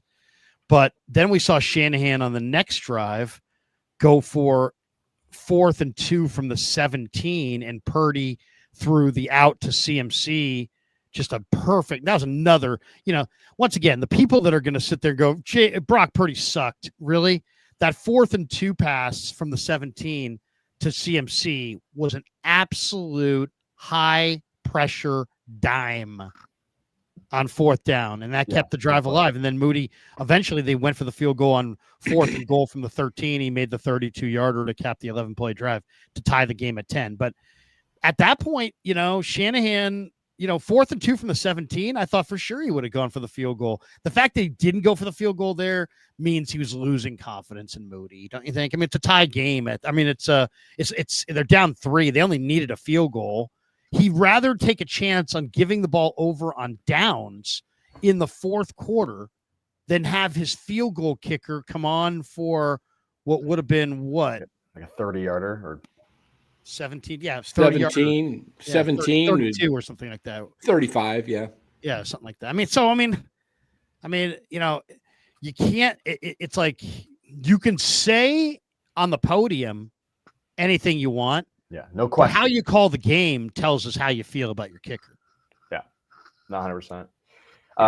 It's one thing in the preseason for the Niners to roll out Jake Moody on some of those kicks when it's a deep kick and you're like, oh, they could go for it or they're going to go to Moody. Oh, they're going to Moody. It's like, that doesn't mean shit. But in the regular season, when you're 4th and 2 and you need a field goal, or you could use a field goal and you just elect to go for it. I'm not even saying that's a bad decision, but it's definitely a consideration that you have to make. And the Niners definitely are losing confidence. And if they're not losing confidence in Jake Moody, I don't know how you couldn't. Like, how could you not lose confidence? The guy. Yeah. What would it take? Yeah. What would it take? Like, well, what does a kicker do? You either make it or you miss it. There's not very many other options. It's like, so every time Moody misses it, they're going to lose confidence. And that, I think you're 100% right. It did reflect in the game plan. Yeah. I mean, you can see Shanahan's getting more and more pissed off and players are getting more and more pissed off. Here's the thing. You can stay with the kicker till hell freezes over, but you're going to lose the rest of the team. You're going to lose the room. So it's in a lot of ways, we'll see. I mean, I don't know. I don't know what to say about it. I personally have seen enough, and it's like, you just got to live. What can you live with? I mean, I think that the 49ers have a lot riding on this season. If you don't think so, then maybe you just stay with Jake and just let him do whatever the fuck he's going to do. But I think a lot's riding on this year. I think this is maybe their last best chance to win the Super Bowl. Trenton Williams ain't playing forever. George Kittle ain't playing forever. Nick Bosa ain't playing forever. Fred Warner ain't playing forever. CMC ain't playing forever. And when I say they ain't playing forever, I'm saying they're probably not. None of those guys are going to be playing in 3 years. So you better fucking dial up some fucking urgency on this season and start treating this like your last fucking shot at the whole fucking thing, because that's probably reality. You know what I mean? That's reality. And so this softball of like, well, nothing matters and more chances and more chances. Let's give them more chances.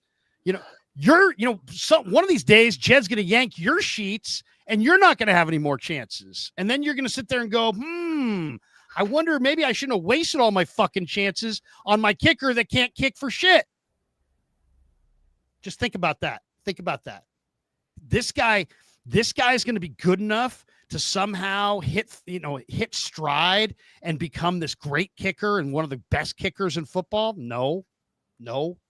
This guy has no confidence. And what can you live with? Can you live with this guy kicking you out of 2 or 3 wins this year? I can't.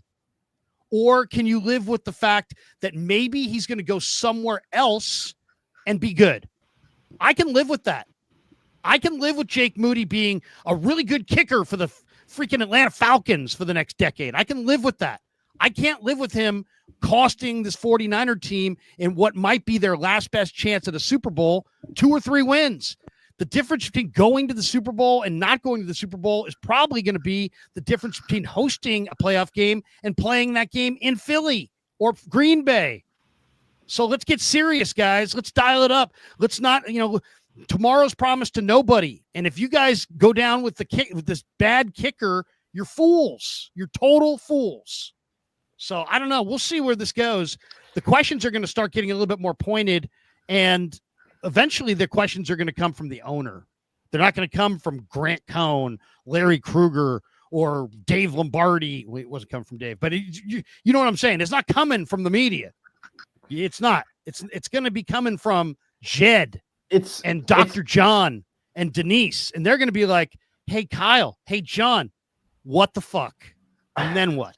It's truly an unprecedented situation. It's unprecedented because the Niners, if you guys remember that draft, like there was quotes where like the Niners kind of said during that draft, like after that draft class, like, oh, there's only a certain amount of guys that we think that can really make our roster and have a shot of playing and making this roster. That was like quotes that I forget either Lynch or Shanahan had said during that 2023 NFL draft. I think was that 2023 or 2024. Might have been 2023. Yeah, 23. Jake Moody was a draft pick not only because they needed a kicker, but they thought like, oh, we need to draft someone who's going to make our roster. So instead of trying to get depth or get a real player who's not on special teams, they elected for a kicker because they thought they're filling a need. They got to do this because there's not a lot of players that are good enough to make this team. But NFL, things change fast and players get old. And, we've seen this unbeatable force of the NFC West become a six-win team, So this whole thing is unprecedented where they have a kicker they don't want to let go, but they really just got to let go because it doesn't matter. If you make your kicks, you make your kicks. If you don't, you don't. At this point, I'd ride him one more game, but if the Niners cut him tomorrow, I wouldn't be shocked at this point. I would say there's a couple things I would do out of this game. And I want your guys' thoughts on this. I would sign Kendrick Bourne because you absolutely need another receiver, and you need another receiver who might be able to play pretty soon. So I'm not saying he's the answer, but I would sign him. That's 1. 2, I would cut Jake Moody. 3, I'd go sign Damian Martinez. After watching CMC today, he's not going to last until Halloween. If you think CMC is going to last, you're nuts. Look at this is where Shanahan gets stubborn beyond belief. You just gave CMC 22 carries and nine receptions. You targeted him 10 times. So you basically tried to hand him the ball. You gave him almost 32. You led the team in rushing and targets. 32 touches. And Robinson had 9 carries and 1. It was 32 touches to 10 touches. This is not going to work. That CMC's not going to get. You're not getting to the finish line with CMC if you give him 30 touches. Yeah, he had 9 receptions and 22 carries? Well, here's the thing. 22 carries for 3.1 yards a carry. Yeah, 3.1, He's running it into the wall. We can sit here and yell and scream about the touches, and I agree. Like it's a lot of touches. He led the team in targets. He led this team in rushing yards. It's pretty crazy for a running back, and it wasn't even fucking close. Like it's like he dominated both sides. But the Niners need him. Like with what they have going on offense right now, CMC is the offense. Like if CMC is not in this game, do you think they have a chance of winning this game? I mean, maybe, but CMC was the guy they went to on third down. All the more reason to go get another back, because you need other backs. I mean, you can't use it. I mean, here's the bottom line on it. You're going to use, you can either use CMC liberally and have him last the whole year, or you can use him a lot up front and then have him die, and have him be gone. And then you will use Robinson a lot. You're just going to use him without CMC. So what I'm saying is, go get another useful back that you can absolutely use, and they're out there. And carry one less backup offensive lineman, and get another back and utilize that back. I mean, you had 10 targets for CMC. Are you telling me that, and none for Garendo, but you had Garendo up? You telling me that Garendo, who caught 16 of you threw him 16 passes last year, he caught 15. He's one of the best receiving running backs in all of pro football. And he's fast as heck, faster probably than McCaffrey at this point. You can't mix in 4 or 5 throws for Garendo. It's all got to be CMC. I almost got the feeling today that between CMC, Juszczyk, Kittle, and that was pretty much until he started going to Pearsall a little bit late. There was a portion of this game where it seemed like the only guys he was throwing to were CMC, Juszczyk, and Kittle. Right. So I don't know. Yeah, you got to spread the punishment around. Otherwise, CMC's not going to last. I mean, I'll be interested to see what if he shows up on the injury report in 2 days. He took a ton of hits today. Yeah. Yeah, it's like you said, he's not going to last the whole season at this pace, and they're going to have to go more like 60-40 with split, and the problem is they couldn't do anything with the ball today, and so they just relied completely on McCaffrey to get open on the passes, and I mean, I'd like to see more of Pearsall. I thought the whole Brock to Ricky looked pretty good today, especially that last 45-yard pass, that out and up was a beautiful thing. Beautiful route by Pearsall and a beautiful pass by Brock. Why isn't he, doing this? You look at Sean McVay, the way he runs the same offense, but he will get the ball to Puka Nacua, or when Kupp was there, he will spread it around, but he will get the ball to those guys, whether it's a quick slant, an out pattern, just quick passes. You got to be able to do that with this Niner offense. It's almost like Brock is waiting and looking. I mean, a couple plays that looked great. I mean, the pass that he got out to CMC for the first down was beautiful. He was obviously waiting for him to break. He was, had his eyes on him the whole time. But there's got to be other guys that can get open besides CMC. I mean, you go back to this Moody thing. He's drafted 3rd round, 99th pick. Puka Nacua went the end of the 5th with the 177th pick. And we're picking a kicker? I mean, the 49ers have got to find receivers that can separate. And they have one with Pearsall. And unfortunately, Robinson's out for a couple more games. He's going to help, though. He's going to help. Marcus will help. So when you get DeMarcus Robinson back, plus Pearsall, Jordan Watkins. Yeah. Then I think things get a little bit better with the offense, because nobody's separating except Pearsall and CMC. That's it.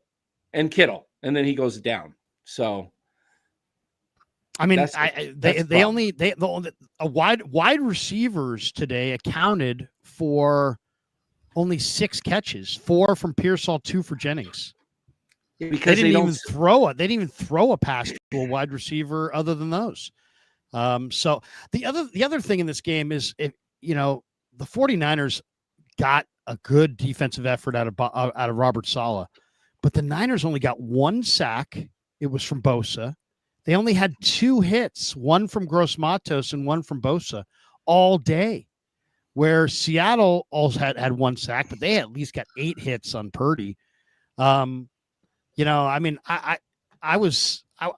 got to see more. I mean, did Mikael Williams, was he there? Was he out there? Was Huff out there? I know Huff was out there because he got penalized, but I mean, I didn't see any really pass rush up front. I mean, that's a problem. That is a problem. Got to have some pass rush. No, yeah, I mean that's one of the things I was saying when you were gone. You know, we were told a lot about the rookies. I felt like Marquis Siegel really, you know, he actually was 3rd on the team in terms of total tackles. So Siegel stepped up in a big way, and he was kind of the last guy that we thought was going to start of the bunch that were potentially going to start. So I thought he looked really good, but you invested some big picks on that defensive line. And I'm not saying necessarily that they all play terrible, because I didn't watch, you know, it's hard to watch every single player on every single down, but didn't hear Mikael Williams' name called once. Didn't hear CJ West's name called once. Didn't really see Alfred Collins out there. You know, Kalia Davis made a play, which is nice, but I know it's their first NFL game, so you can't really dump on them yet, but that's something you're going to have to watch for, because those defensive linemen, specifically Mikael Williams, like, you got to see something from them. They combined those 3 top tier defensive linemen that the Niners invested highly in, combined for 2 total tackles, no pressures, no TFLs, no sacks, no TFLs, no pressures, and 2 total tackles the entire game out of Collins, Williams, and West. West absolutely got shut out. He recorded nothing, a complete goose egg. I don't know. I'm not saying that these, you know, guys are horrible or anything. It's their first game, but they didn't get a whole lot out of their rookies today. We should mention that we won our sleeper lineup. I forgot we should have mentioned that earlier. We had 3 sleeper. I'm pulling it up right now. We had 3 sleeper lineups, and this was one of them that hit. Jackson Smith-Njigba over Kittle anytime touchdown. I think that counted. Kittle did not. That did not hit, right? Oh no, he did. Hit. Yeah, he scored. Touchdown. Yeah. Brock so Jackson Smith and Njigba got what? How many yards? He ended up with 124. So he killed it. Wasn't even close. 50. Doing well for the Krug KMBR Fantasy League. Also kicked ass today. Kittle anytime touchdown. That cash barely. Purdy, you know, he scrambled enough for over 12 yards. And then Pearsall over 3.5 receptions. I think he had, what did he have? He had 4? Yeah, he had 4 receptions. So he just cashed it. So we hit on that. 10 to win 87. Now, the other one that I thought we hit, didn't we? We didn't hit on the one where I had Charbonnet over 32 yards. You might have. Let me see. Yeah, I had that one too. I had Charbonnet over 32 yards. Oh no, because I had CMC on an anytime touchdown. Yeah, the 2 that we lost were Cooper Kupp didn't hit over 3.5 receptions, and yeah, another one, McCaffrey didn't have an anytime touchdown. So if you this sleeper promo code Larry. There you go. Sleeper promo code Larry, and thanks to Sleeper for being a proud sponsor of the Krug Show. Use the promo code Larry. Sleeper will match your first deposit up to $100. The link's in the description. Terms and conditions do apply. All right. Have you gotten through any of the supers, or should we hit the supers? No, we haven't hit any supers yet. Are you serious? We got a lot to get through. We got a lot of supers here, Danny. Do you want to go speed round on the supers here? You want to go supers right here, Kev, or what do you think? Yeah, just we'll read them and then we'll comment if we have a comment. Okay, here we go. We're firing away on the supers. Get to the top of the list here. There we go. Fuji Simeon, Dan, can you come out of retirement and kick? $1.99 to say that. Fuji Simeon, your take on Moody. Does he get cut or is he safe? How about he gets safely cut? How about he gets cut, but we're safe? Humdinger, great handle. The Moody Blues' new album is called Jake Sucks. It's good stuff. Good stuff. We got this one. Nights Gold and Rush. Saturn. Some birdie Some Purdy as last year. What the hell is? Excuse me about that. Same Purdy as last year. What the hell is he thinking? Those interceptions were painful. Sonny Desai says, hey, 1999. We got so lucky. Tongas pulls it away, catch. Bosa pushes the guy back. Had a hard time moving the ball in the air downfield. Can't rely solely on CMC, and Seattle's D-line was in our backfield all day. Need to be much better. I don't like playing this was a bad win. Like, I don't think there's such thing as a bad win. And I don't like the unlucky thing because the Niners had a lot of unlucky games last year where they lost because of just one or two things. So I'll take a lucky win all day. Niner fans, Niner fan 5. Beal needs to be cut. He was inactive today. He's supported to be he was supposed to be the greatest run defender ever and great special team player. If he wasn't up for this game, what's the point of a roster spot? I kind of agree with that. Well, I mean, he was supposed to be the greatest run defender ever. I mean, well, I don't know about that. Who said that? Yeah, I mean that's kind of crap. Niner fan. Wasn't he drafted in the 5th round, 6th round or something? But I mean, seriously, you kept this guy and you cut Sebastian Valdez, and then you make this guy inactive, and he's supposed to be a good special teamer. Corey Wiggs, Trent looked really old, Larry, no legs, held a lot. He had that one on the toss to Robinson where he got out front and he looked super fast.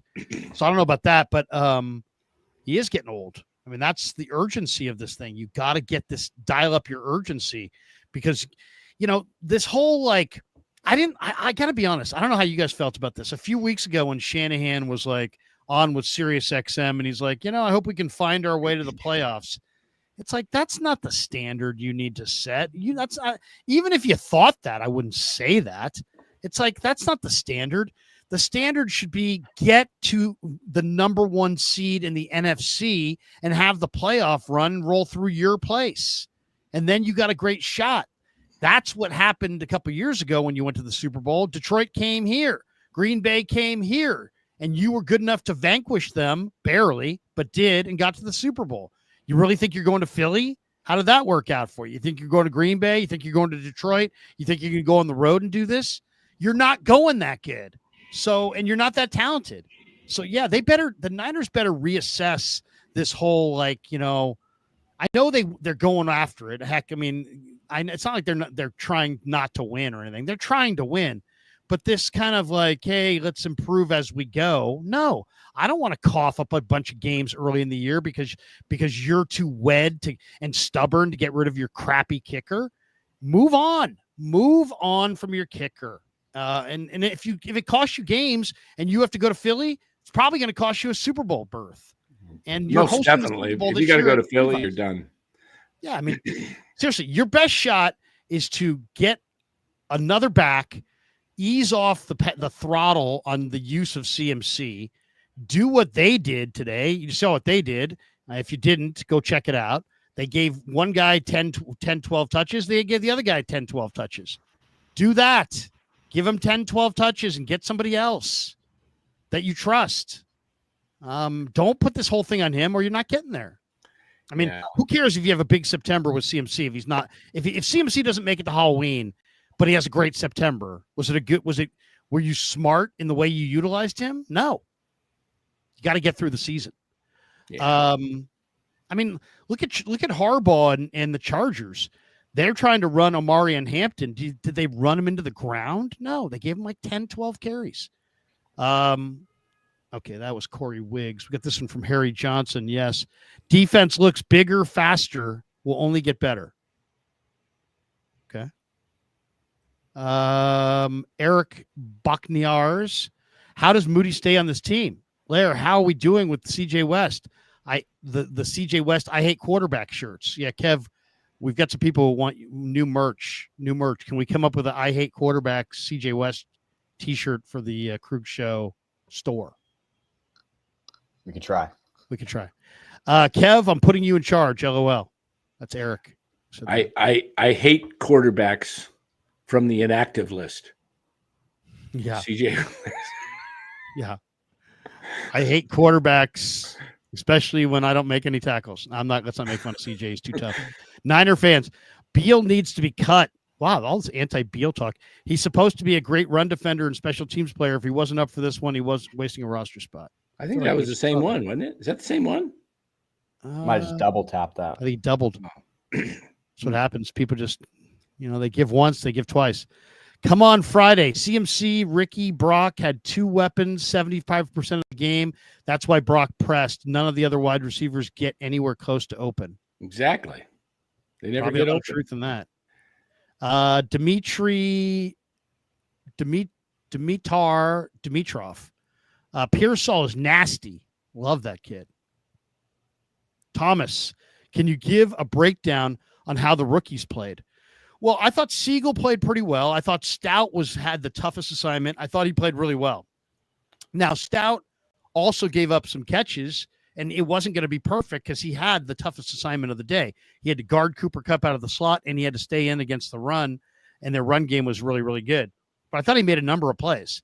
So I liked what I saw from Stout and from Siegel. Martin was inactive. West, I didn't see him do anything. Mikkel, same with Collins.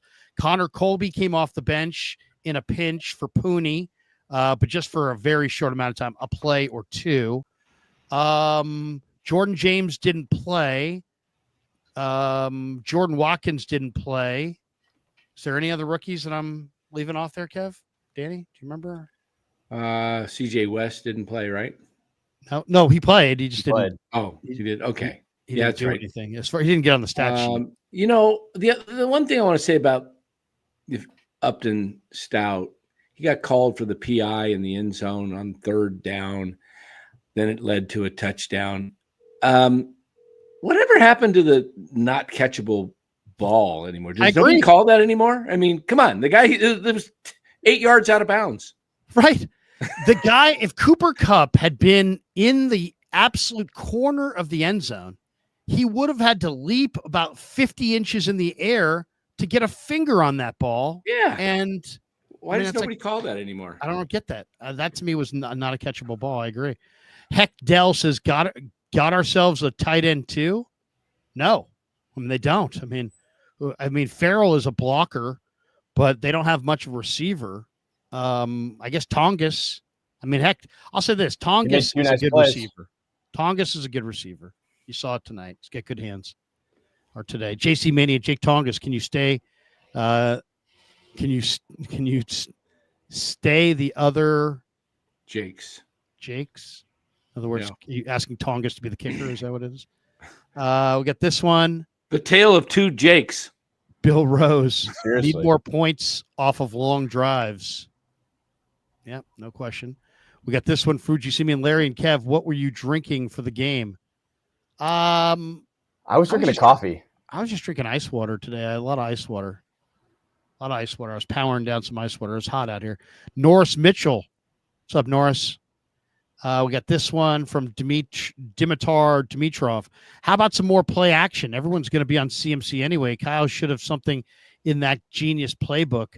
Stop being a chicken. Jesus.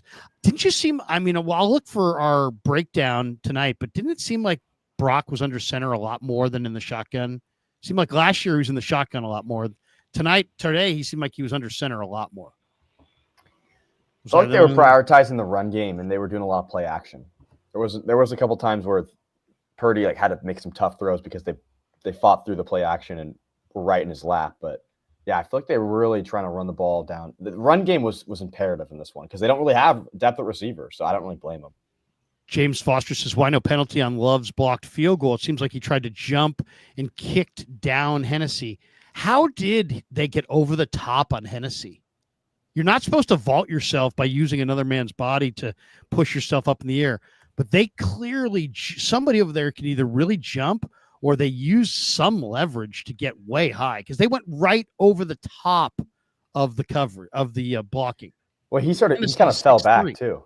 He fell back. So you're saying that they just kind of stuffed him. They kind of stuffed and leaped like a little bit. We got this one. Krug, Ricky P, baby. Told you he will be a top 15 wide receiver. He had like 40 yards until that last play in the second half. I was kind of wondering, where is he? Where is he? And then he came alive. I'm rooting for him, man. I like him. I don't, it's not, I don't root against him. That's for sure. Heckdell says Sam Aquinu's strip changed the momentum of the game. That was a very great hustle play by Aquinu for sure. And then That was a Siegel really pounced on it. And Siegel pounced on it. That was Huge great play. to see as a rookie. A lot of these guys, sometimes they'll try and pick it up and turn around and run. He just like pounced on the ball, and that was great to see. So much for the defense being this huge weakness, huh? The defense really held their own in this game. We got this one from JC Mania. Saw Jumpman Purdy in today's game, LOL, and Dub City. Yeah, that jump throw that was almost picked off by Ernest Jones in the first half. It's like, how sitting there going, what was that? Angel Murillo says Winters looks like a stud. Leave Moody in Seattle. Yeah, Winters had a great game, huh? Yeah, I thought he played well. Yeah. Yeah, Winters was shooting gaps. Andre says Brock gunslinger brain with a BB gun arm. Boneheaded throws. Offense looks CMC dependent. Kyle needs better creativity. Runs up the gut don't work. Well, I mean, the Niners say they love their center, but they never seem like they can run up the middle. I mean, if you love your center, you would run behind him more, wouldn't you? But they don't even seem like they even try at times to run up the middle. And it seems like CMC runs into a wall a lot. D Martinez, if Brendel's going to spend that much time in the backfield, he might as well play fullback. Wow. Larry's husband says, would you rather keep Kyle and lose Saleh to a head coaching gig, or trade and fire him and promote Saleh? I like Robert Saleh. I'd like to keep him, but I'm not firing Shanahan to hire Robert Saleh. I'm not. This is the wrong stream for that. Niner fan 5-7. What's tonight's bet on sleeper? We don't have a lineup for, if you're saying for the Bills-Ravens game. The Bills-Ravens, yeah. Yeah, we didn't do one for It's tonight. looking. I mean, if you have Lamar or Derrick Henry, you're pretty happy. They both have touchdowns here. Do they really? What's the score? 16-7, going to be 17-7. Sitting here on the red zone. Derrick Henry's gashing the Bills defense right now. They can't stop him. It's incredible how he's still so good at his age.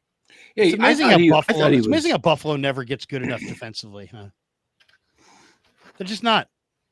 They're just not quite ever enough defensively to seemingly contend for a Super Bowl. One thing we forgot to do is we got to do our Habbas Law game ball. Yeah, we're definitely gonna do that. Let me just try to get through these. We're almost done, I think.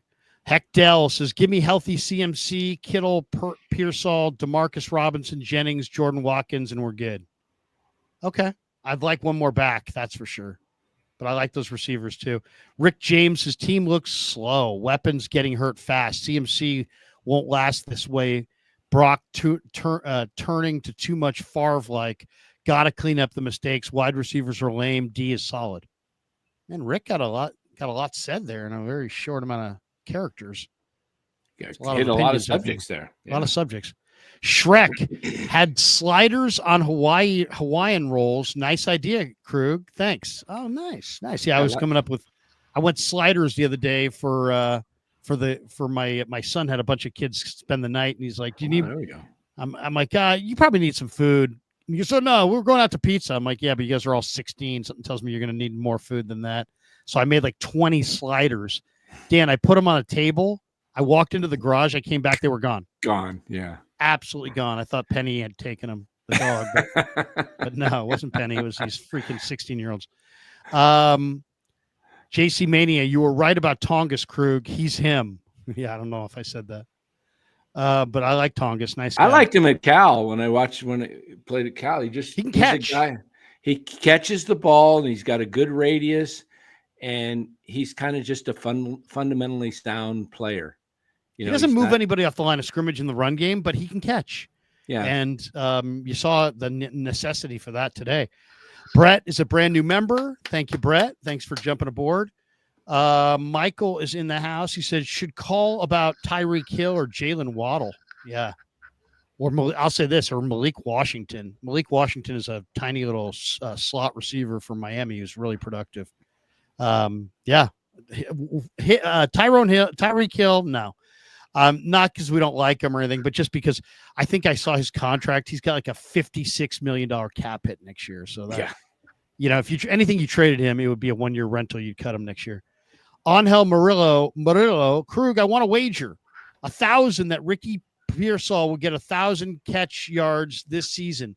Bottle of wine or tequila, your choice. He should get 1,000 yards this season. There's no one else really. I mean, if Kittle's out too, it's Pearsall. It's go time, Pearsall. Yeah, this guy was a first-round draft choice. Let's stop pretending like if he produces that it's some awesome revelation. You took this guy in the fucking first round. He's supposed to produce. But I'd consider a wager, but not for an even grand. Probably have to be more like 1,200 yards. Matthew Short in the house. Krug, I want. No, let's see this one.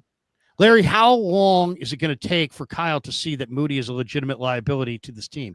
Oh, he sees it. He sees it right now. Just a matter of, does he want to stay with him or not? And it's a big nothing burger. You know what I mean? Why am I going to get all exercise screaming and yelling about it if they don't give a shit? If I care more than them, then what are we talking about? It's like this guy to this point has proven that he's not reliable and really, really shaky. They're the ones whose careers are on the line. Something tells me the channel's going to be just fine, whether they go with Moody or somebody else, whether Kyle's the head coach or somebody else, whether Lynch is the GM or somebody else. I don't have everything riding on this. They are the ones that do. So the joke's on them. They want to stay with the bad kicker and lose games because of it. It's your funeral, bro. It's not mine. Here we go. We got this one from Vince Vargas. Damon back live. Nice.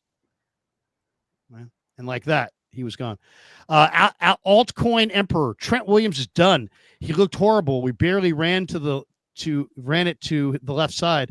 I doubt he makes it past week 8 this year. Well, the one thing about the old guys, you got to give him a few weeks to shake off the cobwebs. This is the first time he's played 4 quarters all year. And it's hot and he hasn't done it.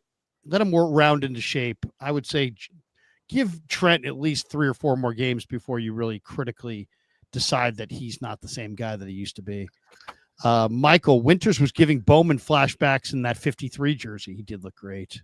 Winters was great. The one thing I'd say about Winters, he still has a tendency to fall off tackles. Bro, if you hit somebody, have him go down. My God. I saw 2 times today. He absolutely had guys dead to rights, and he just fell off of it. He did flash though. He flashed. I watched him last year. He's much improved. Much improved player. No question. Eric says, thanks, Larry. So agreed on Stout. He literally improved in front of our eyes. So happy we had him in there for game time experience. He's a major talent, or he's a talent. I threw in the major, but you know what? I'm editing here. We got this one from Fuji. Glad I have Penix for fantasy. Good trade asset. I had him as well for a few minutes, and then I moved him. I'm like the Dan Cochemilio of the Cambiar League. I've already made like 17 transactions. I took it on the chin today. Did you? Yeah. I had Murph talk so much trash about my team, and unless Baltimore's defense just has the night of nights, it looks like I'm going to win. Well, I had Xavier Worthy as one of my wide receivers. That was a bad sign right there. 3 plays in. Yeah, well, you saw today he's hurt. Shoulder separated? Dislocated. Oh, so he'll be out a little bit. Though he is going to play with a sling, they said. Thomas Selman, Go Niners, thought the linebacker play was great. I love Winters. The D-line, the secondary was good too. Purdy's a gamer. Okay. There's a guy who thought Purdy played well. Vince Vargas, game ball to Sebastian Valdez for looking like Hulk in street clothes on the sidelines. He didn't. I was going to say he didn't play, but that's all right. He didn't need to play. Elias Block says, dump Moody. It doesn't say dump, but I think that's what he meant. Nevix Media. NVIX Media says Jake Moldy. It's not very nice. Hectel says, is Trey Lance still on the team? First round pick. Fujisimi and Moody's power kicks don't work now with the kickoff rule.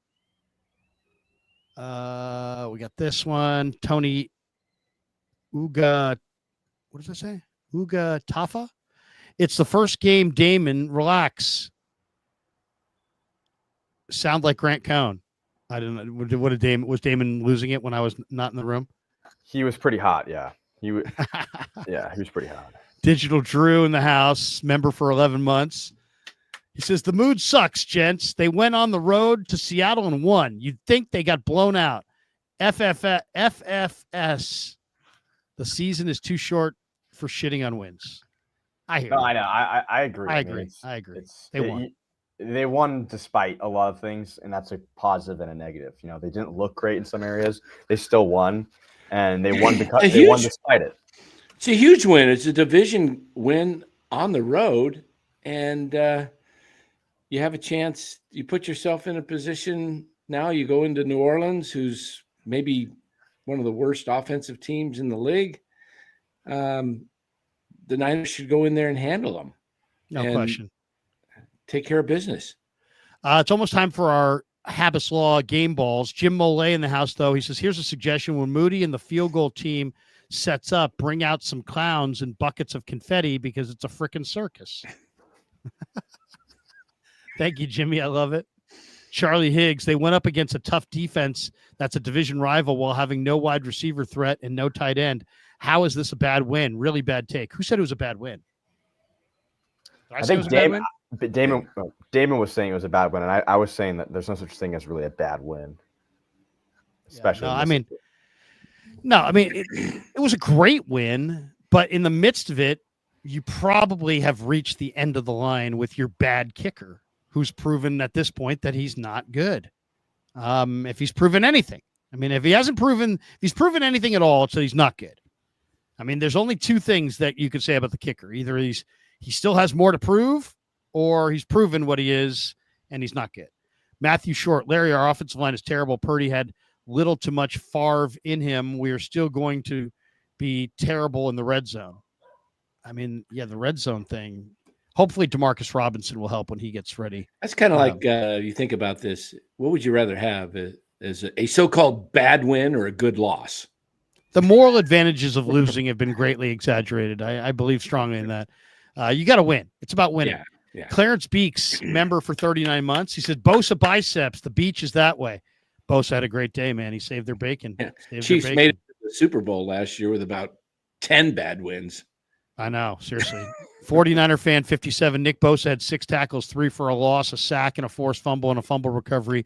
Damon, you moron. Why, did he say that Bosa had a bad game? Kind of. He said he didn't show up. Wasn't there. Yeah.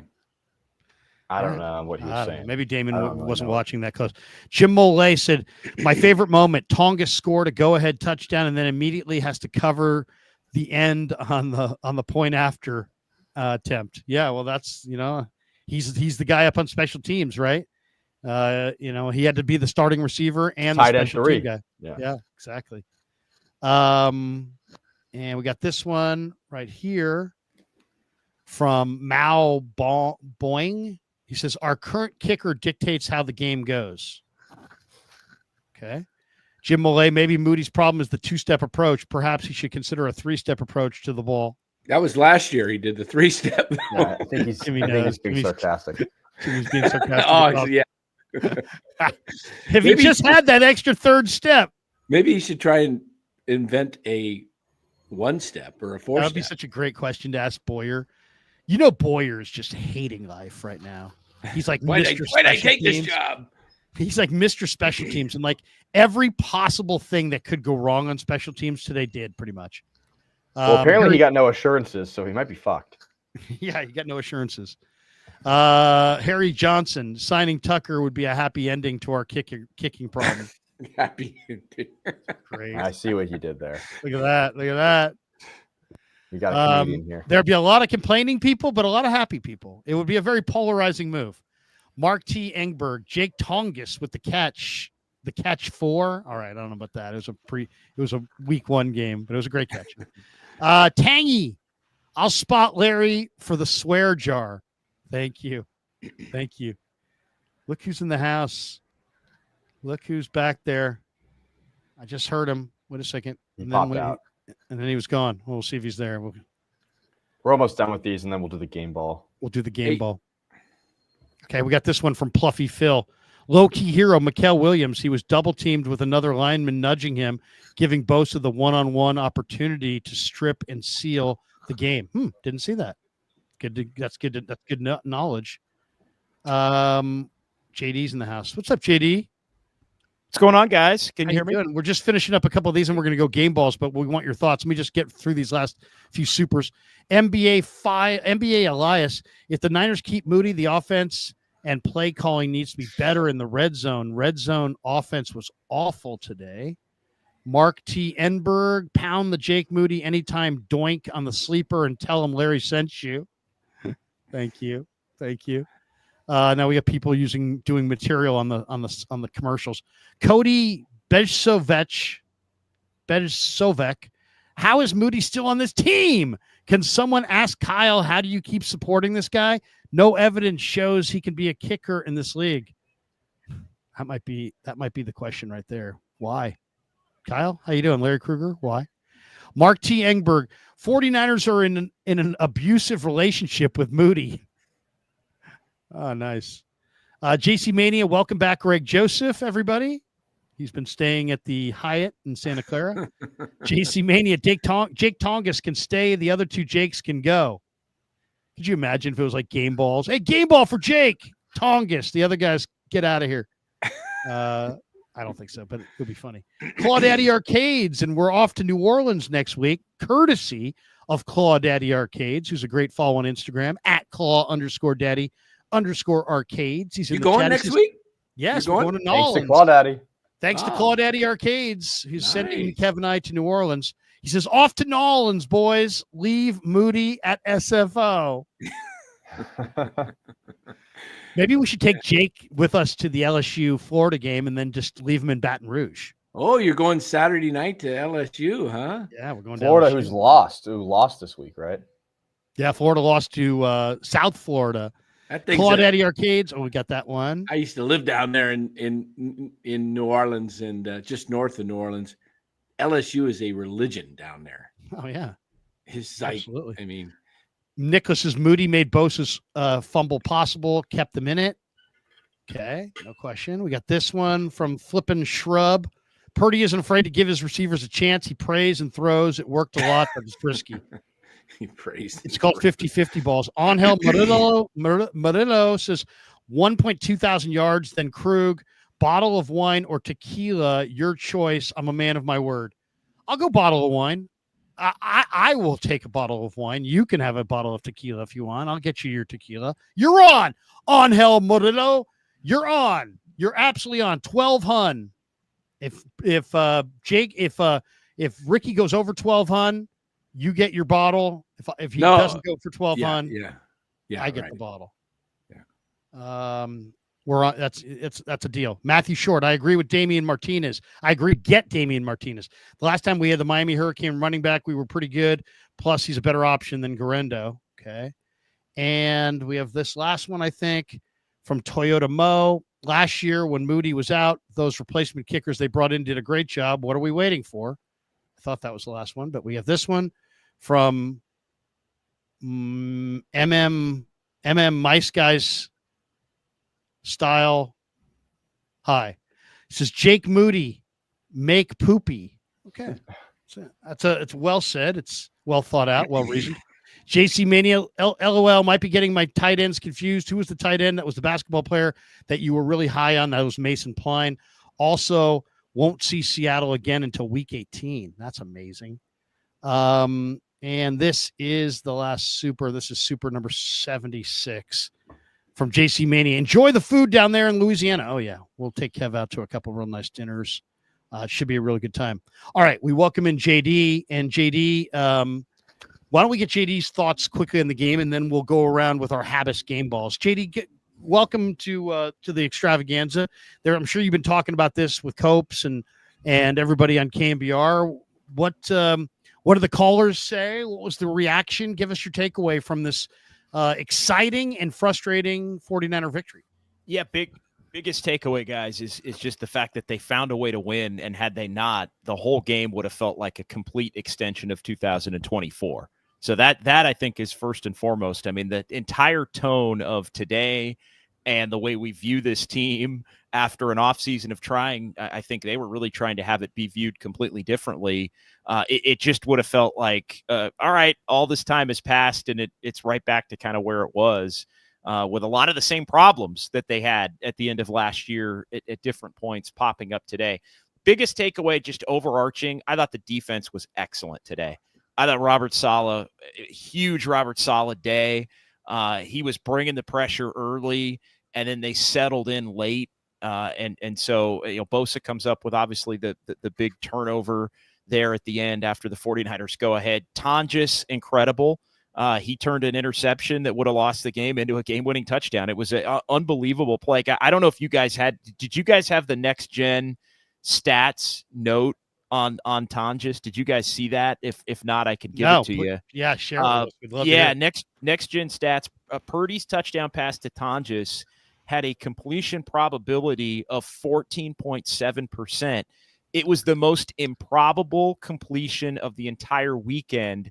You had the game Thursday, the game Friday, all the games, early games. Like it was the most improbable catch of any catch for the entire weekend going into the Sunday night game between the Ravens and the Bills, and he was able to haul it in. The lowest catch probability of any play at this point, going into the play. So incredible, just 0.4 yards of separation for Tonjes there. So yeah, I thought Brock Purdy was awesome early. I thought, he had a couple of really bad interceptions. I didn't love the decision to kind of throw it up for grabs for Tonjes because it worked out, but it's third down. And you got to live to at least give yourself an opportunity to run a fourth down play if you don't trust Jake Moody, or kick the field goal and extend the game and try to win it later. Maybe Kyle goes for it. It seemed like he was considering going for it because he didn't want to put the game in Moody's hands, because Moody would have had to have made that kick and probably made another kick later. Although if Seattle goes down like they did, the Niners would have lost it right there with only a field goal. So the touchdown was very much needed and proved to be the difference. Pearsall, tremendous. I mean, just huge impact plays from Ricky Pearsall in this one. And I'll just say it very clearly. My last big thought is Jake Moody's got to go. And I think they have been careful. They have given him the benefit of the doubt. I think they've given him more benefit of the doubt than most people would like to this point. I've understood that. I've acknowledged that. To be honest, I didn't think at any point, while it has gotten close, once they made the decision for him to be the kicker, when they got rid of Greg Joseph in training camp, I don't think since he won the job, so to speak, there has been a clear-cut reason to move on. I know the Raider game and the way all that played out, that was enough in a lot of people's minds. Again, I respect that opinion. It didn't for me. Today was the straw that breaks the camel's back as far as I'm concerned with Moody. I think they need to go in a different direction, and they avoided him potentially costing them the game today by coming back and winning. Don't let it happen again. And I said it, I think the last time I was on with you guys, he's going to cost him a game. If he's on this team for the entire year, he's going to cost him a game. And to me, the Niners have a unique opportunity to be able to move on now, not having it cost them a game. You can't miss 27-yard field goals. You can't almost make, like, it's, again, for me, if you're missing beyond 50, okay. Although in today's day and age, a lot of kickers are banging them from 50, 55, even close to 60 with relative consistency. You want everything inside of 50 to be mostly automatic unless there's some elements involved, but you cannot miss 27-yarders. Like it cannot happen. And so it was basically the exact same kick that he made in Vegas. the one that he snuck through in Vegas, he missed today. So that was the last straw for me. I was stunned. Shanahan said, yeah, he's going to be on the team next week when Tim Kawakami asked him in the postgame press conference here in Seattle. I am at Lumen Field in Seattle. What an atmosphere today. Tremendous atmosphere today. Fewer 49er fans than had been in recent years. I think probably because it was the first game of the year in the Seahawks home opener, but a lot of Niner fans, and it was loud. I think it was as loud as it's been in the games that I've been up in Seattle since 2019. And so the Niners really overcame today. I give them credit for that. So yeah, those are my points. I'll cede it back to you guys. It's your show, but I love coming on, and those are kind of my big takeaways. No, there's some great stuff there, and JD's thoughts, we'll say today, are brought to you by Sharp Corners Sports Cards and Collectibles. Check them out, 205 Cypress Avenue in Pacific Grove, California, on the Monterey Peninsula. My good friend Anthony Catania, who's a big fan of the show, he's at 831-521-5264, and check out Sharp Corners Sports Cards and Collectibles for all your sports cards and collectible needs. All right, we are coming down the home stretch. Angel Murillo is in the chat one more time on the Super. He says, the bet is live, Krug. We are on. All right, there you go. 1,200 yards, Ricky Pearsall. Over. I'm buying. Under. You're buying. You just let me know. Is it wine or is it tequila?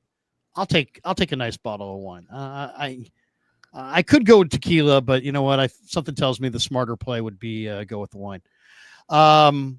Okay, it is time for our game balls brought to you by Habbas Law.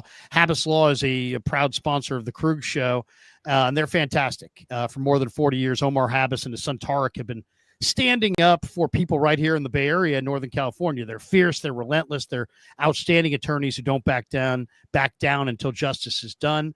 When you need a really good personal injury attorney, you want Habbas Law. They're official partners of Bay Area institutions like the Giants, the Earthquakes, the Sharks, San Jose State, Santa Clara. When you're injured, insurance companies try to minimize your pain and your future and what they pay. Habbas Law makes sure they pay up. So they know the playbook because they've been battling these insurance companies for decades and winning. They're great guys. So if you need someone in your corner, call the firm that insurance companies are hoping that you never call, and that's Habbas Law. They will fight to make it right. Visit habbaslaw.com on the web for more. And also, thanks to Habbas Law, yesterday they paid for all the pet adoptions down in the South Bay. Really, really great gesture by them. So thanks to Omar and Tarek Habbas. And once again, 1-800-INJURED. They will fight to make it right. And we're proud to have Habbas Law as a proud sponsor of the Krug Show. And on that note, let's go around the room with game balls. Who wants to go first on the game ball front? Kev, why don't you? We'll go around this way. We'll start with you. Go ahead. Yeah. Game ball. I guess I'm going first. I'll take the first pick. This is an easy one for me. Layup here. I'm going Christian McCaffrey, man. I mean, I've said this a couple times now over the course of the stream. McCaffrey is this team's offense. He's leading the team in rushing yards, carries, targets, receptions. I mean, Pearsall beat him out for the yards, but this guy is the MVP of the offense by any stretch of the imagination. He's the guy.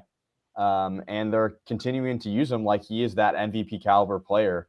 McCaffrey had the leg injury. Obviously wasn't enough to keep him out of this one, and he played well. I think the game ball, all game balls should go to Christian McCaffrey in this one. Danny, what do you think? Or JD, what do you think?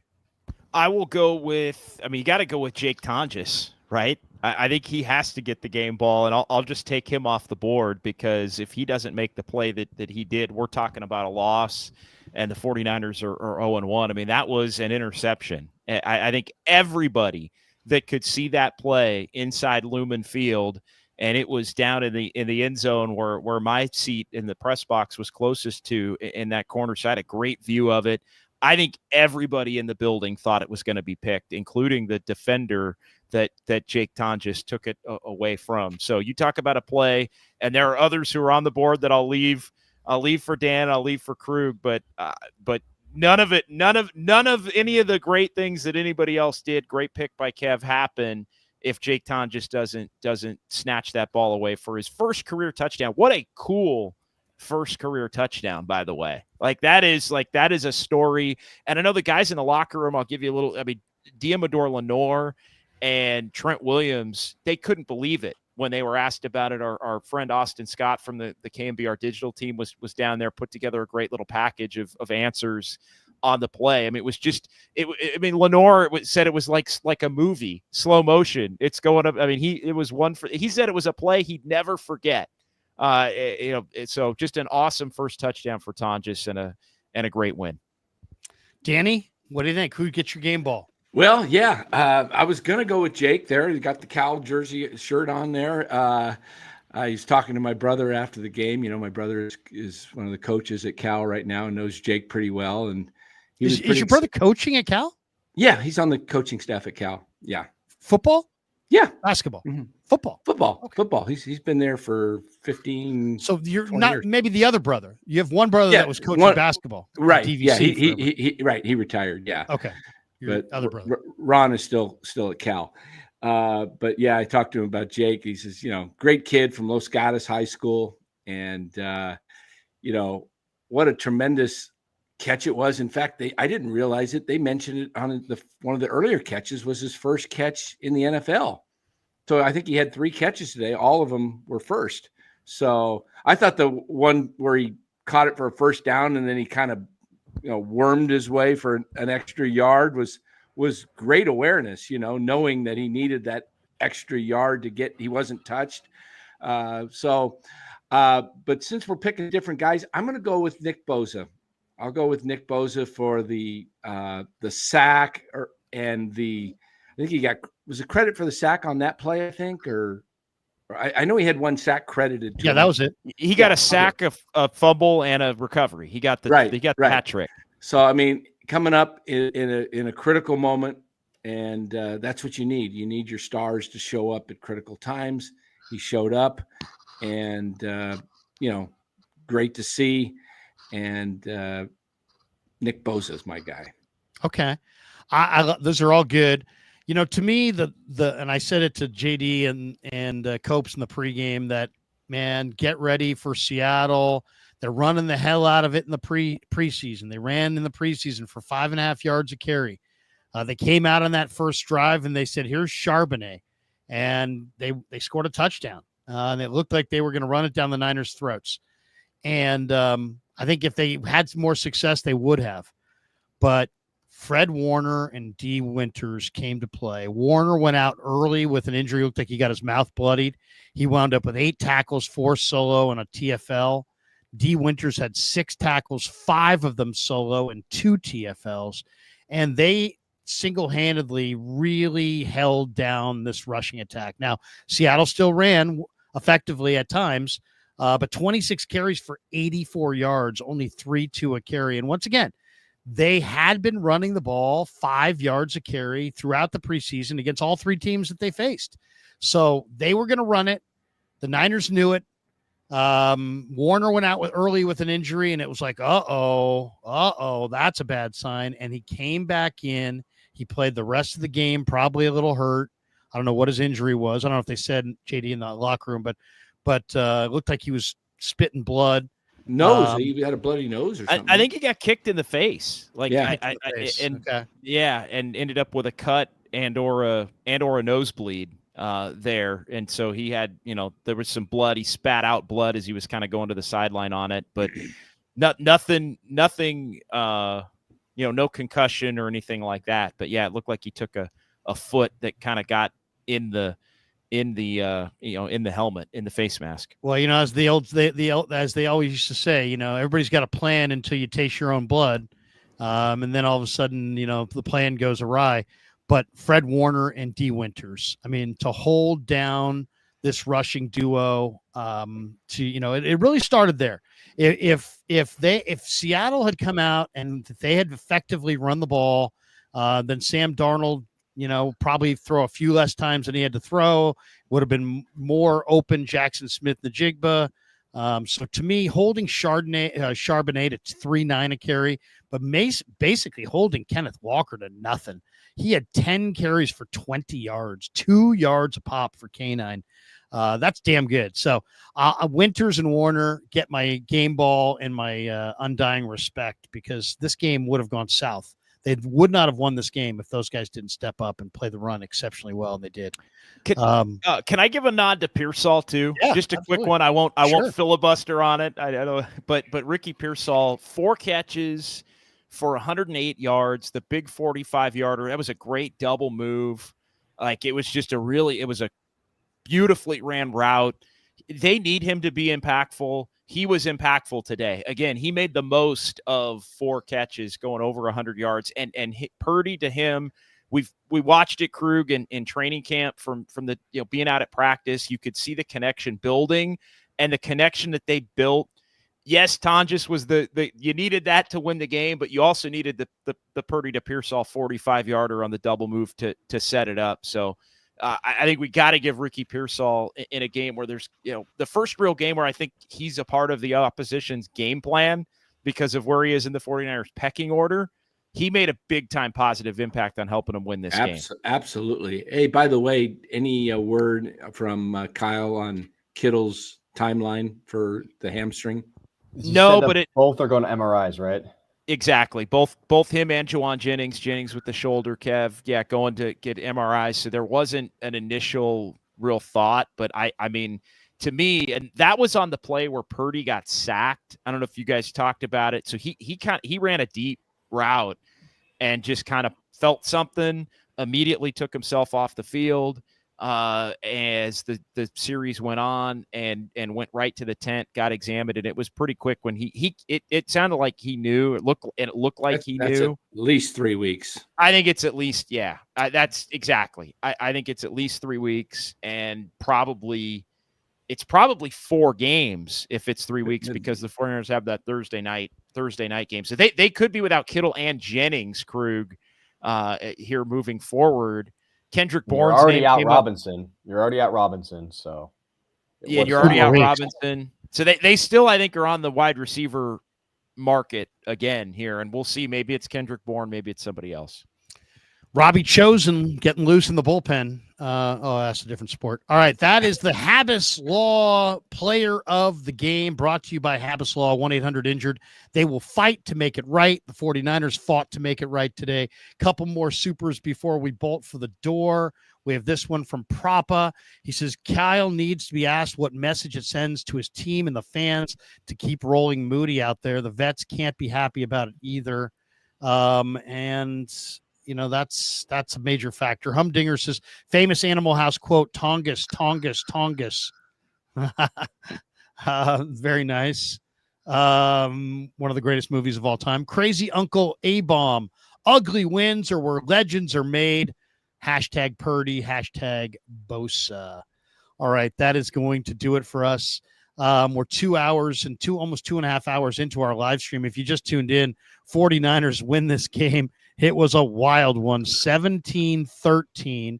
Next week, Kev and I will get on the bird and go to New Orleans. JD, you're going to New Orleans. I am going to New Orleans. I will see you guys there. We definitely need to try to link up for a dinner at some point, or a couple of cocktails on Bourbon Street. I know you guys are going to Baton Rouge. I have to recheck what time I'm flying, and maybe I'll see if I can rent a car and go to Baton Rouge, and that would be an unbelievable deal. I know it's going to be an unbelievable night there, but we'll definitely, when you guys get back to New Orleans, we'll definitely link up. We're going to be there. We're going to stay. We're even staying Sunday night. I think we're not leaving till Monday or Tuesday. So we'll, beautiful. I'm going back Tuesday as well. I'm doing the show with Greg Silver Monday. Take you a couple days to get rid of your headaches.